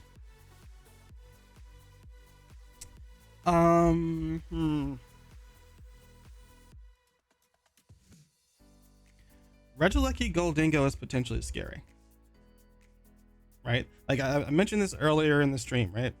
When I think of Regieleki, I say, hey, put it next to something. I like seeing it offensively. So if it's next to something that's like particularly hard to defend against, and I would argue that Goldingo Make It Rain fits within that bill, right? I think that's an angle you could go through, or you could go to, since you have to kind of choose your targets. If you go for the Regieleki, like even if the Regieleki gets knocked out, Goldingo just gets to spam Make It Rains and affect your whole team. If you want to go for Goldingo, you may not find the KO, number one.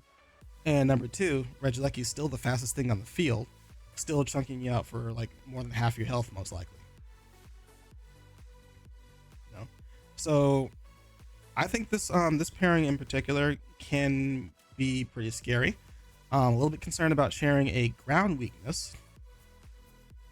So if like this comes in and wants to spam like Tailwind plus Murkrow plus Earthquake, then you might be in some trouble unless you terrestrialize, in which case you'd be forced to terrestrialize. But we're speaking in a vacuum here because like you got Gyarados and Zapdos behind that and Breloom, so you don't really care too much about ground type moves in the first place.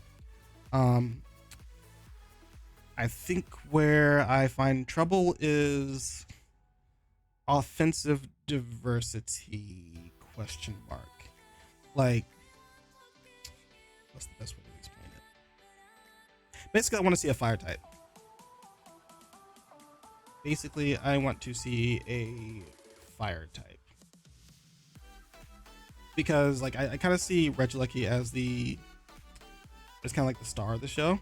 And granted, you have Gyarados and Zapdos, but their damage into grass types is a little bit conditional. Gyarados has to terrestrialize. Zapdos has to land a Hurricane, which, you know, if you like your odds, go for it. You got to press the button if you took it. Or they have to use Heat Wave, right, which is unstab, so you might not find the KO that you're looking for, especially with it being spread damage, right?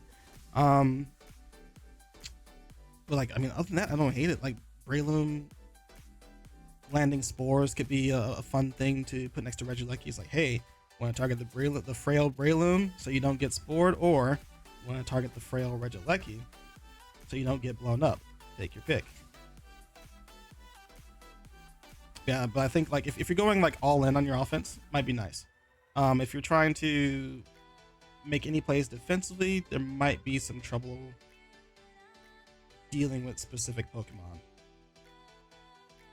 I'm not sure how to say it like correctly. Like in my head, where is it? Who has it? Hearthflame Ogerpon could give you some trouble.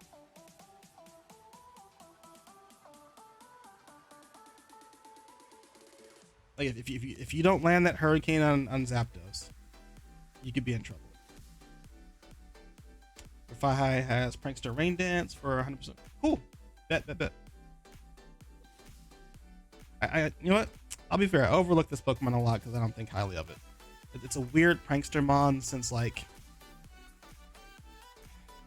your Prankster options aren't the same as like Tornadus, where you get like you don't get like Tailwind, you don't get Trick Room, but then like even offensively you don't get like Icy Wind to kind of like slow the opponent down, or does it even get Snarl? Please tell me it gets Snarl. You know? Yeah, you can do like Prankster. You can do like Prankster Rain Dance. Swift Swim on Dreadnought too. It's also a way to get around certain Pokemon. Absolutely. No, I'll be fair for you. This Pokemon I definitely overlook all the time, especially when it comes to weather. Because like when I compare it to like Sableye, where it has like a ton of options, including Fake Out and Will-O-Wisp, which Grafai just doesn't. So like I kind of toss it out the window. But you know what? I'll be fair. You're right. You have like a lot of offensive options, so you can kind of like press the gas and go, and the opponent has to like respect it or counter it. It does get Parting Shot, yes. It does get Parting Shot, which is cool. So yeah, like I mean, like if I reevaluate, because again, I'm just like scraping across the surface and then coming to a conclusion there. I could probably put it like somewhere between 5 and 6, at least from my opinion. And that's mostly just because like even though like Dreadnought with Swift Swim is a thing, I don't respect it.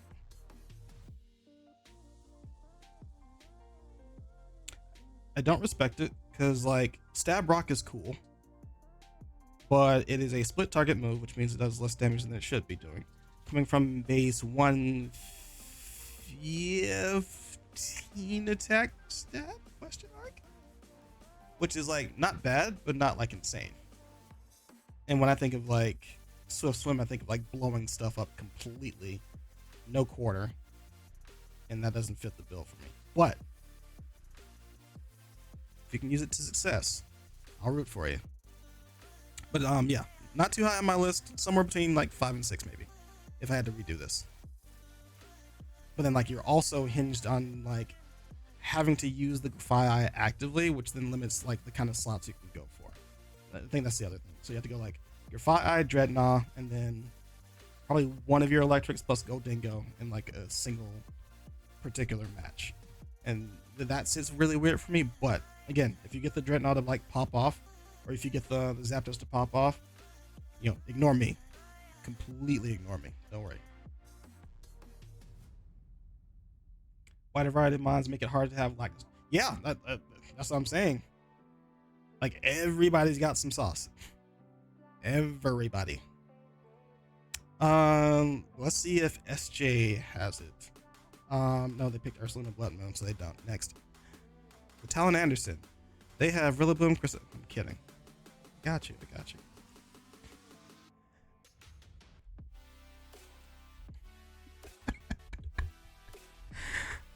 Okay. Let's see. Ursaluna, Ogerpon, Jubilis, Ceruledge.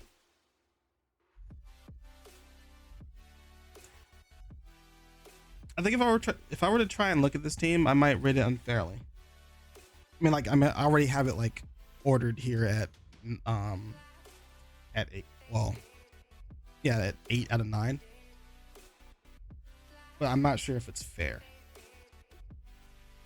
because I can't tell if it's trying to Trick Room or if it's trying to potentially Tailwind. Because like you could do like Booster Energy Jubilis with Tailwind, call it a day, but you're only really backed up by like Ceruledge.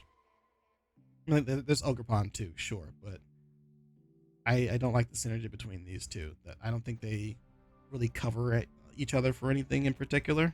At least not with their with their stabs, right? And then Ceruledge is like,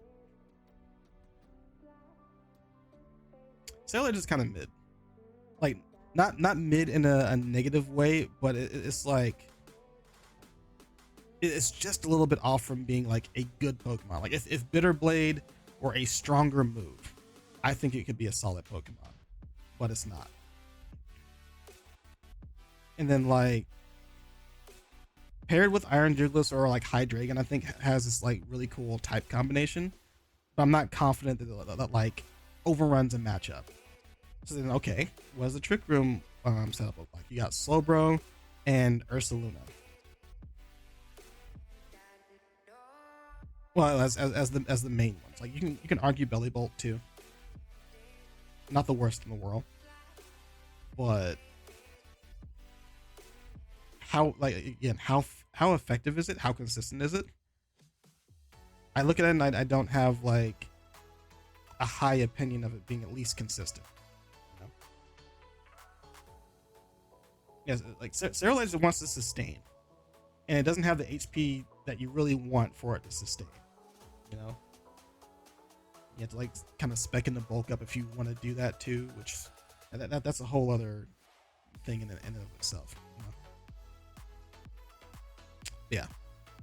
Yeah, I'm a little bit lost on that one, so I can't say that I like that one. I think it's all that consistent, right?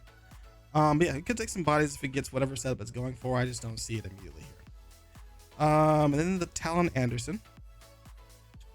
Rillaboom, Cresselia, Hisuian, Arcanine, Galarian, Zapdos, Pincurchin, Gallade. I'll tell you straight up, I'm not really a fan of this one at all. So, I mean, first off, you got Rillaboom and Pincurchin. And there were like several other tier 3s you can like choose from. Considering that you have Rillaboom appears like the tier 1, like this is the terrain that you're wanting to set up is the grassy terrain, very likely, right? So having this kind of vibe for the terrain and not really setting anything up from it doesn't really make too much sense for me. On top of that, you got two Pokemon that can't really take advantage of the grassy terrain or even the electric terrain if you want to go for that angle. I mean, like Rillaboom is just gonna like naturally be like sustain itself, but like picking Pincurchin and nothing's taking advantage of the electric terrain doesn't really make too much sense for me. The Rillaboom, Cresselia, Arcanine would like be solid for me if there was anything taking advantage of Cresselia's presence. Typically that is a Trick Room mon, right? But there's no Ursaluna, there's no like Torkoal, there's no big looming threat that takes advantage of these Pokemon being there. So it makes me feel like going all in on Rillaboom, Arcanine, doing heavy lifting for the damage, and then Zapdos, hoping to get a Defiant proc off of these being like two big physical threats, right? Or maybe even the Gallade, but then you're type sharing with the Gallade, so then that looks weird. I don't know. I do not know. Type sharing with the Chandelure as well. Yeah, I don't like the type diversity over this one and the role placement. Not sure what the goal is. That's what I'm getting to. There we go. Driftbloom stocks, true. Free Tailwind. Get yours today. Okay, and then I mean, kind of skim over my team. If you guys want to. I don't know how I rank it amongst all these because like. Again, like this is hard. There's way too many mons and everybody's got everything. But Politoed, Thundurus, Therian, just like everybody else, you know, I'm conforming. You know, decided I wanted to go with Sinistra just because one of the grass type and all the grass types were being drained. Like, I think somebody picked Rillaboom before I could, otherwise that was my choice. But I don't think this is a terrible one to have. I get like to Rage Powder versus water types, which is fun. Oh no, I'm sorry, that's not what I'm doing. Sorry, I'm out of it. There's a specific reason, like outside of I need a grass type, that I was using this for, and I can't remember what it was. No, I remember what it was. Initially, I was going for Empoleon, I was initially going for Empoleon. I think like this is a cool combination with it, thanks to the type combination. I think I talked about that one earlier. Grass plus Ghost, and Water plus Steel. Eventually, I pivoted over to a rain centric team where like I get Thunderous Therian online instead. So yeah, that's where that comes from. And then I just tried to diversify my types from there. So I got like my Dragon Dark here, mainly trying to be my dragon, so I can sustain through any incoming water attacks that might try and take advantage of the rain on the opposite end. Got Tinkaton for some fake out utility, and to help complete the Dragon Steel Fairy Core, help protect the Roaring Moon just a little bit. Mudsdale, I mean, there's water types in the team, right? So I'm gonna need like some protection versus electric. Granted, Thundurus has the Volt Absorb, but it can't do that like just all on its own, especially because like rock types can still threaten it, right? At least this way, the Mudsdale can resist both electric and rock types and alleviate some of the responsibility off the Thundurus, and also gives me a Mon I can use under Trick Room. As far as everything else, I am not gonna tell you just because I have my match coming up soon. So we're gonna leave those alone, but you can kind of peruse through these, see for yourself, come to your own conclusions on that one. Yeah, I don't know how I would rank it amongst these, so take your pick.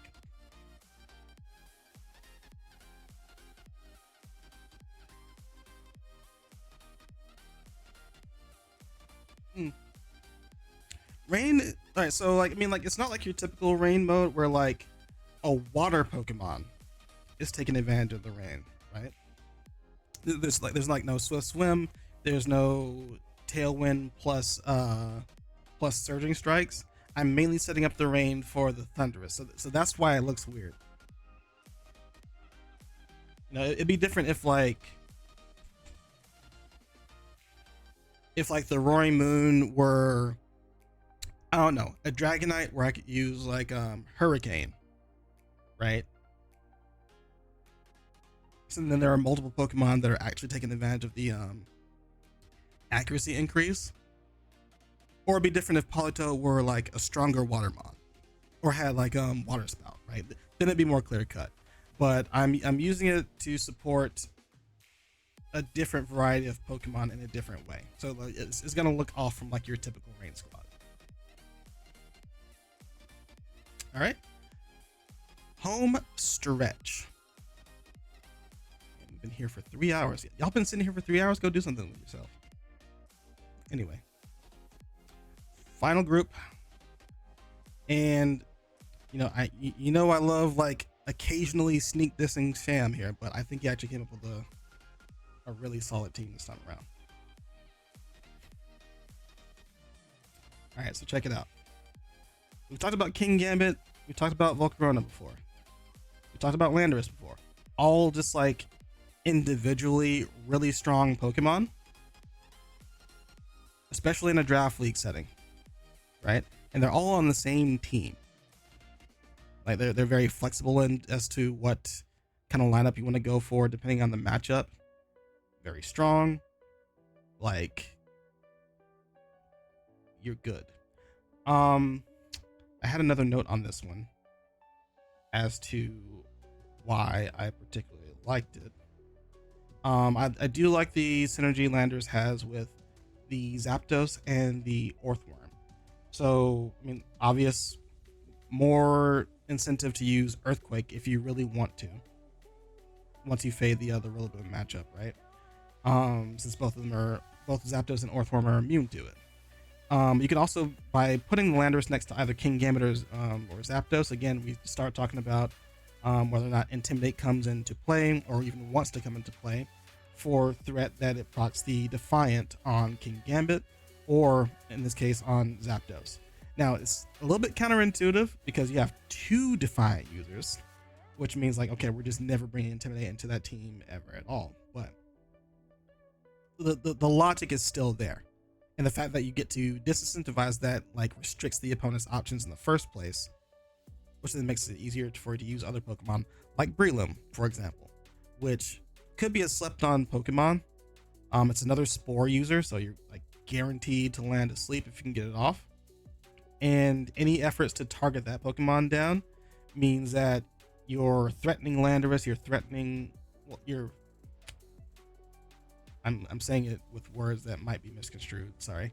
Your Landorus and King Gambit, both of whom are very threatening Pokemon, can get away scot-free with whatever they want to do, like a Swords Dance, for example. Who keeps letting Shan get away with? I don't know. You need only look at all the people in here.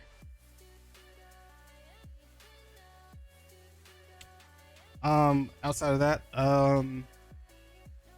Umbreon's a nice little buffer. Again, I think also a little bit slept on, but also hard to use or hard to fit into a particular strategy. But like it's a nice little piece of disruption when you start tossing in like snarls and yawns all over the place. So it also depends on the team. A lot of these end up being like physical heavy, so the snarl ends up going to waste and you never really use it. So, but I personally like this lineup, and I put it at number 1 for this group. Professional.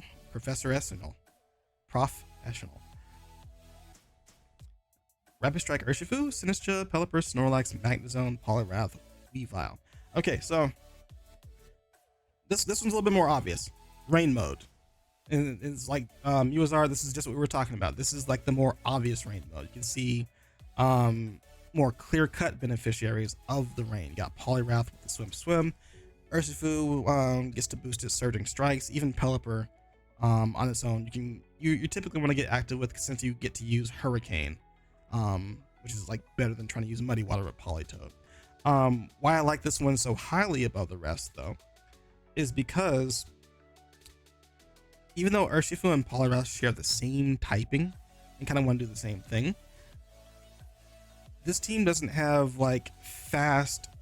It doesn't have a fast tailwind. So let's say there's a matchup where like, okay, I need to go ahead and outrun something. Poliwrath with Swift Swim can help to close that speed gap without having to like use like a Choice Scarf or like wait a turn for like Focus Sash plus Tailwind from Pelipper. That's the kind of angle I'm thinking of. There's a flexibility between using one unit over the other. Like you're gonna do less damage with Poliwrath overall unless you like rely on Wave Crash, sure. But I think the angle that you can use Swift Swim to your advantage in specific matchups is a pretty cool thing for the team. You also got Magnezone as the resident electric and steel type, which I think is pretty cool. And I also think Weavile is a little bit slept on as a support Pokemon here.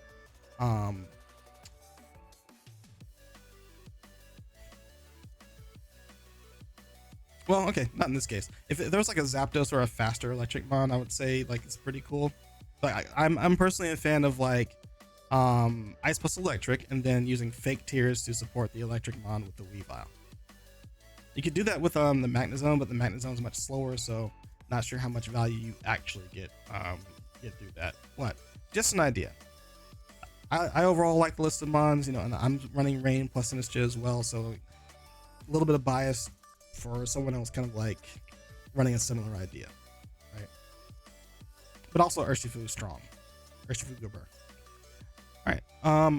I am a big munch. Roaring Moon, Rillaboom, Arcanine, and Okie Dokie. Okay. So this core, I've been seeing. Whoops. Roaring Moon, Rillaboom, Arcanine, and Sui.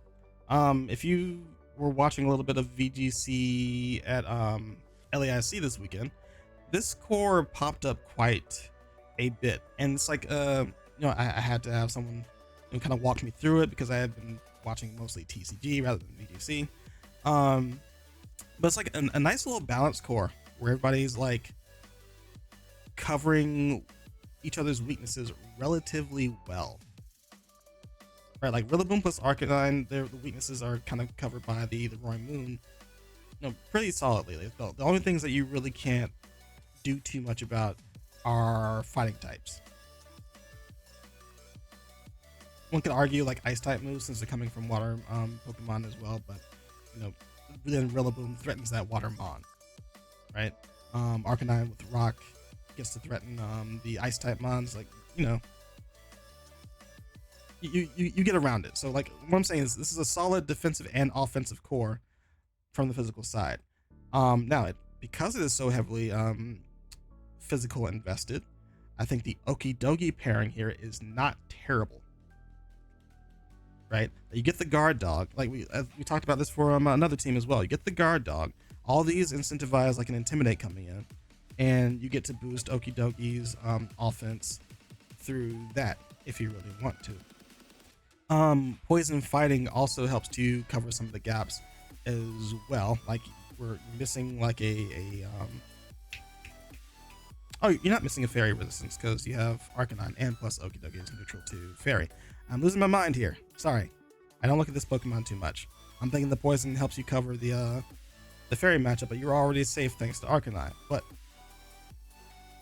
point still stands about the guard dog situation though. You're treating it like a Defiant by using 3 pretty strong physical attackers to incentivize reducing their damage through Intimidate, and then coming in with Okidogi and saying, hey, don't do that, otherwise I will mess you up. Like behind that though, not too much action going on. I think Electros and Palossand could have their own moments in specific matchups.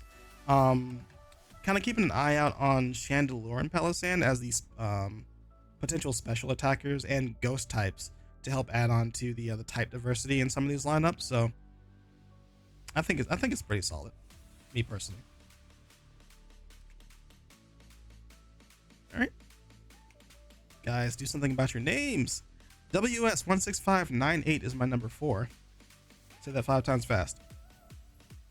Iron Hands, Landorus, Moltres, Scizor. So, I mean, Iron Hands, Landorus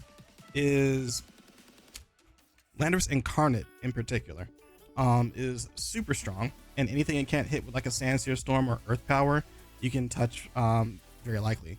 With the Iron Hands, using Wild Charge. So I think those two together are pretty strong for like tier 1 is like an offensive combination. And again, we're getting a mix of physical and special damage to go along with that. Then we got Moltres, Galar, and Scizor. So like if you kind of create that chaos with Iron Hands and Landorus earlier, again, I'm thinking of Moltres coming in one phase and either like softening up Pokemon for the others to then come in and clean up, or vice versa. And I think that still fits into the theme here. Scizor is kind of an anomaly for me. I mean, I think it pairs well with the Moltres, like in general, since it is weak to fairy types. And then you can just bring in Scizor for free into like the Dazzling Gleam or the Moonblast there, and then see if you can get something going, right? But past that, it gets a little bit weird, right? Like Toxtricity and Typhlosion, like Hisui and Typhlosion, strong special attackers when they get in, and particularly Toxtricity, having Stab Poison, Stab Sludge Bomb to further help deal with the fairy types that are threatening the Moltres. But I think its success is a bit variable considering its speed and defensive stats, right? The quad weak to ground also doesn't help, so like it's also a little bit Terra hungry sometimes. But like when it finds a way in, it can be like very threatening. Like it's going to sacrifice itself, but it's gonna like take at least like 70% along the way, and then that's always scary because it's still fitting into the theme of cleaning up later on with one of the Pokemon in the top tiers there. So I got a little respect for it. All right, Riddler, where you at? Oh, he's the coach of the Elegant Menagerie. Fluttermane, Tornadus, Incarnate, Mousehold, and Farigiraf.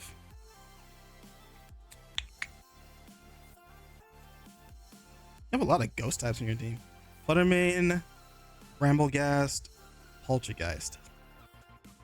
Not that the tier 5s will matter too much, just curious little thought. Again, I am a fan of Mousehold plus Ghost type. And you got Mousehold plus Ghost type on 2 fronts. The Bramblegast and the Fluttermane, but I imagine it benefits the Flutterman a little bit more, whereas Tornadus can be paired with the Bramblegast and do some pretty cool stuff through the ability, right?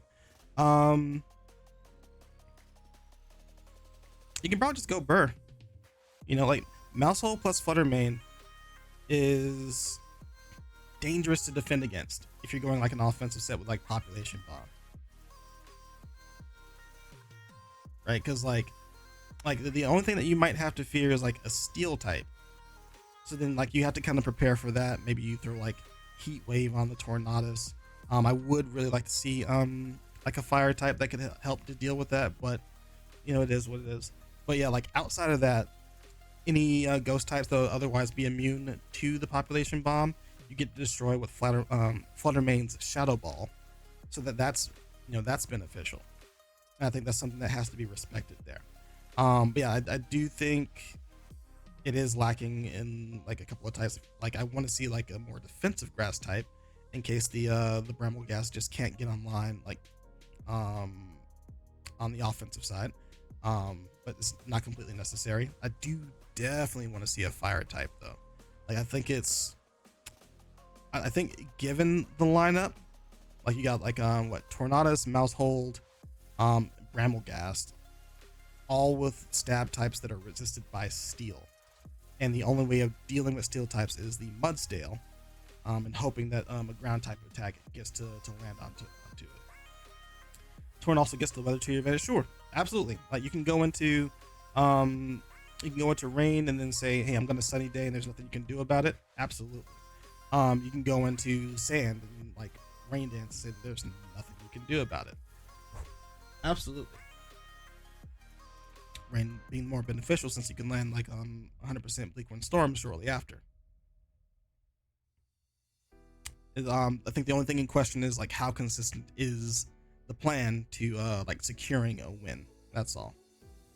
So I think it has like a ton of good things about it that are very threatening. It's just like, are they good enough to like wipe the game or like close out the game once you get them into play? That's all. And for that, I don't have the answer, so you're right in the middle for me here. All right. Let's see. Number 6. Ham 0513. Hearthflame, Ogrepon, Single Strike, Urshifu. Wait. Rank that number 6? What?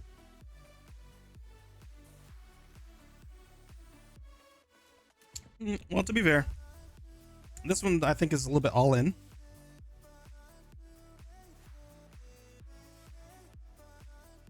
Like basically, you put Clefairy next to one of these top 3 mons and hope it sticks for a while.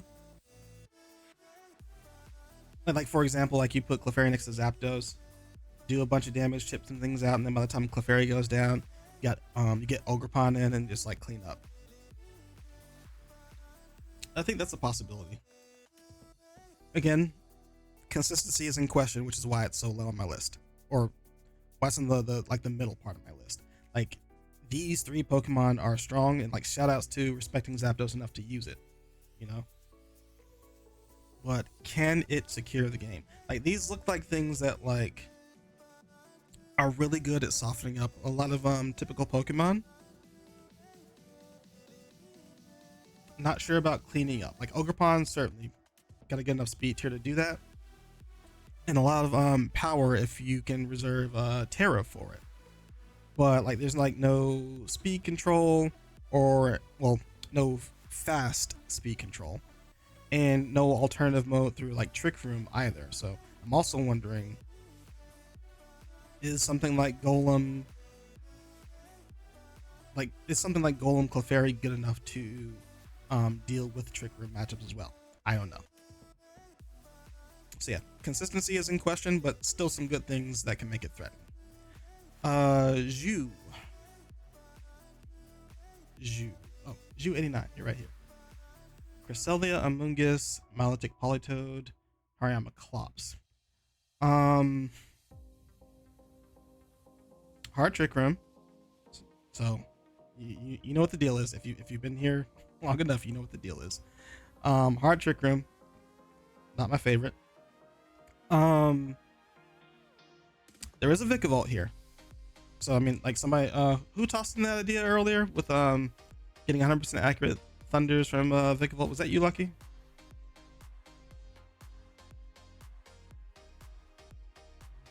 Yeah, so I mean that's definitely a possibility. I'm not sure if that was on their mind, and it takes a lot of it kind of takes a lot of pieces to make that move, right? Like you have to let's like if you plot it out, let's say it's Dusclops, Amoonguss, Politoed, Vikavolt to make that pop off. Dusclops and that's like that seems inefficient. Like the Vikavolt is all in on Vikavolt at that point, you know. At least that's where my head is. Like you'd have to like then leave Amoonguss at home, and then like bring what Colossal, Ariyama, like something not Amoonguss. And at that point, it's like, man, we're kind of leaving Amoonguss behind in a Trick Room setting. That's a free spore. Why would we ever do that? So yeah, hard Trick Room, but I'm not sure like where the direction is for like destroying the game. And that's where I'm at. But if the Vikavolt does pop off, the Vikavolt does pop off. It's not that you need to use Thunder on the Vikavolt, it's just like very appealing. Base 145 is still a strong stat to fire like a Thunderbolt off of or a Bug Buzz off of. So like you can still do that.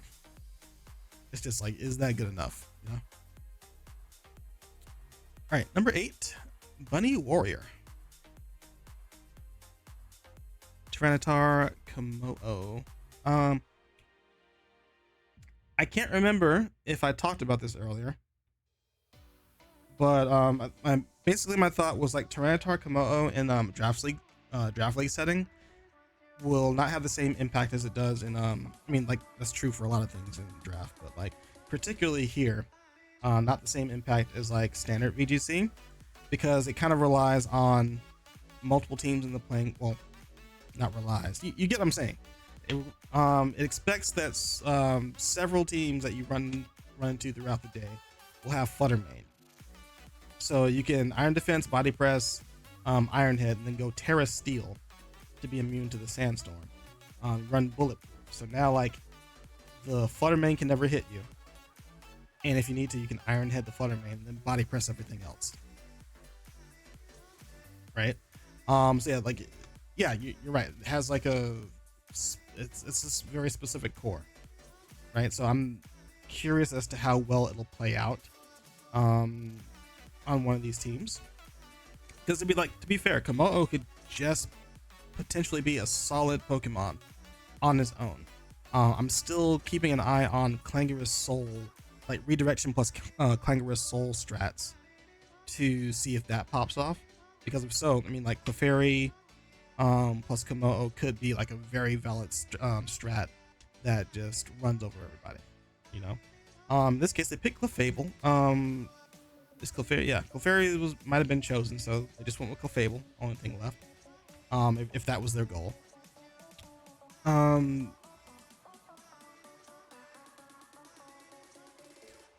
But like I can't rate it too high, because like even though it has like some solid pieces like Rotom Wash, Fire Tauros, even Lycanroc Dusk, I talked about that earlier. I think it's pretty strong pick with Tough Claws, even if you're not running like the Sandstream Lycanroc.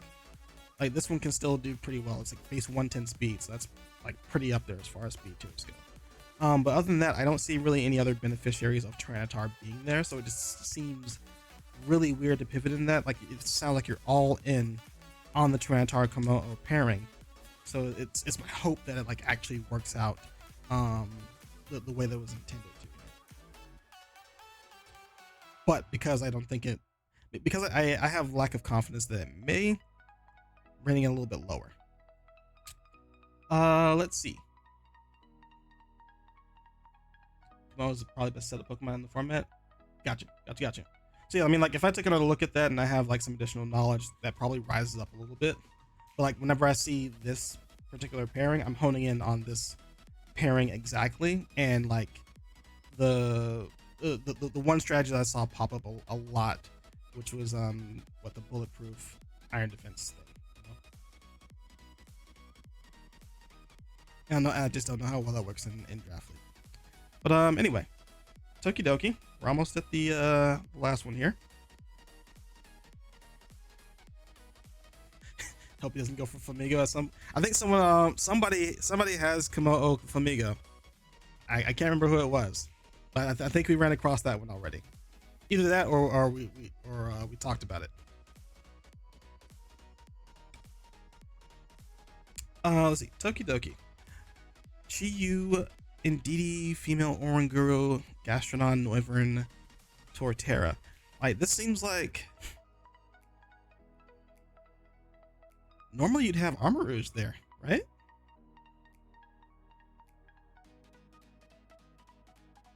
Like normally you have like Torkoal or Armarouge here. So that's strange to me. This literally looks like a Trick Room setup where you get like the Instruct Eruption from Torkoal, but instead we're rocking Chi-Yu. And I think I just couldn't like rate this fairly because like I don't know why you wouldn't, because like only Chi-Yu is really benefiting from the beads here. I mean, like you can argue that Noivern does too. If you get under Trick Room, Clawitzer actually definitely takes advantage of it too. But like, how do you find that position? Because like you gotta set up Trick Room and then get both of those Pokemon in position, which takes more than a wink and a smile to do. Oh, don't worry, I am not asking about their name or logo. Not at all. You're good. Yeah, I mean, like this, I can see this still being threatening. Like, depends on what we're doing with the Clawitzer and Torterra. Because get under Trick Room, Oranguru plus Clawitzer is still like something that's strong, right? Like Mega Launcher plus Instruct could destroy something in one go. I'm just honing in on how odd it is that like normally this is something else. Like maybe you didn't want to go. Maybe they are honing into the Clawitzer and didn't want to go Torkoal and then mess up the damage from like Water Pulse, you know? Yeah, and then yes, Symbiosis Tech is also on the board. Like, shoot, I would have even liked it if they got like a Paradox Mon, got the booster energy to then do stuff like Symbiosis stuff. But like instead it's Chi-Yu. That just seems odd to me. So I think it's lacking a really strong piece that would make it pop off more for me. And I even think that the Gastrodon is in a really weird spot, like especially if you're trying to go for the Clawitzer. So now like Water Pulse is off the table if Gastrodon Storm Drain is in the picture. Yeah, that one's weird to me. All right. Final one, Certified Hardcore Music Lover. Say that 20 times fast. Dragapult, Heatran, and then it stops from there.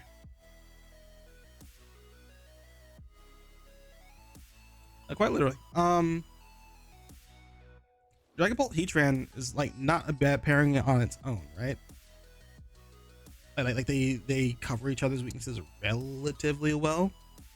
Like both together, and they do a ton of damage both together. But everything kind of like falls off a cliff once we get to tier 2s. Like the Hisuian Zoroark, if you got a plan to be like pretty sneaky about that, you know, that could work out. You're not running any Paradox Mon that would otherwise give you away. So like maybe you could do something with that. It's got like a pretty high special attack stat. You could sneak something in there. But I would want to see like another physical attacker to make that a better reality. Because right now the designated special attacker is like Heatran, right? And they kind of run the same moves, like Flamethrower. You can even see like a Dark Pulse come from Heatran depending on the matchup. So yeah, that looks weird to me. Overquill is a very particular Pokemon that I don't know of any sauce of that would make this appealing. And then everything else like Shiftry, Hawlucha. Well, I mean, Hawlucha has like some utility, so I'm not gonna like shove that off. But nothing that like makes me think it synergizes with whatever else we have here. that one's weird. Definitely got to put it at the bottom of my list, but they are on brand, on theme with the Hisuian Zora arc, so more power to them.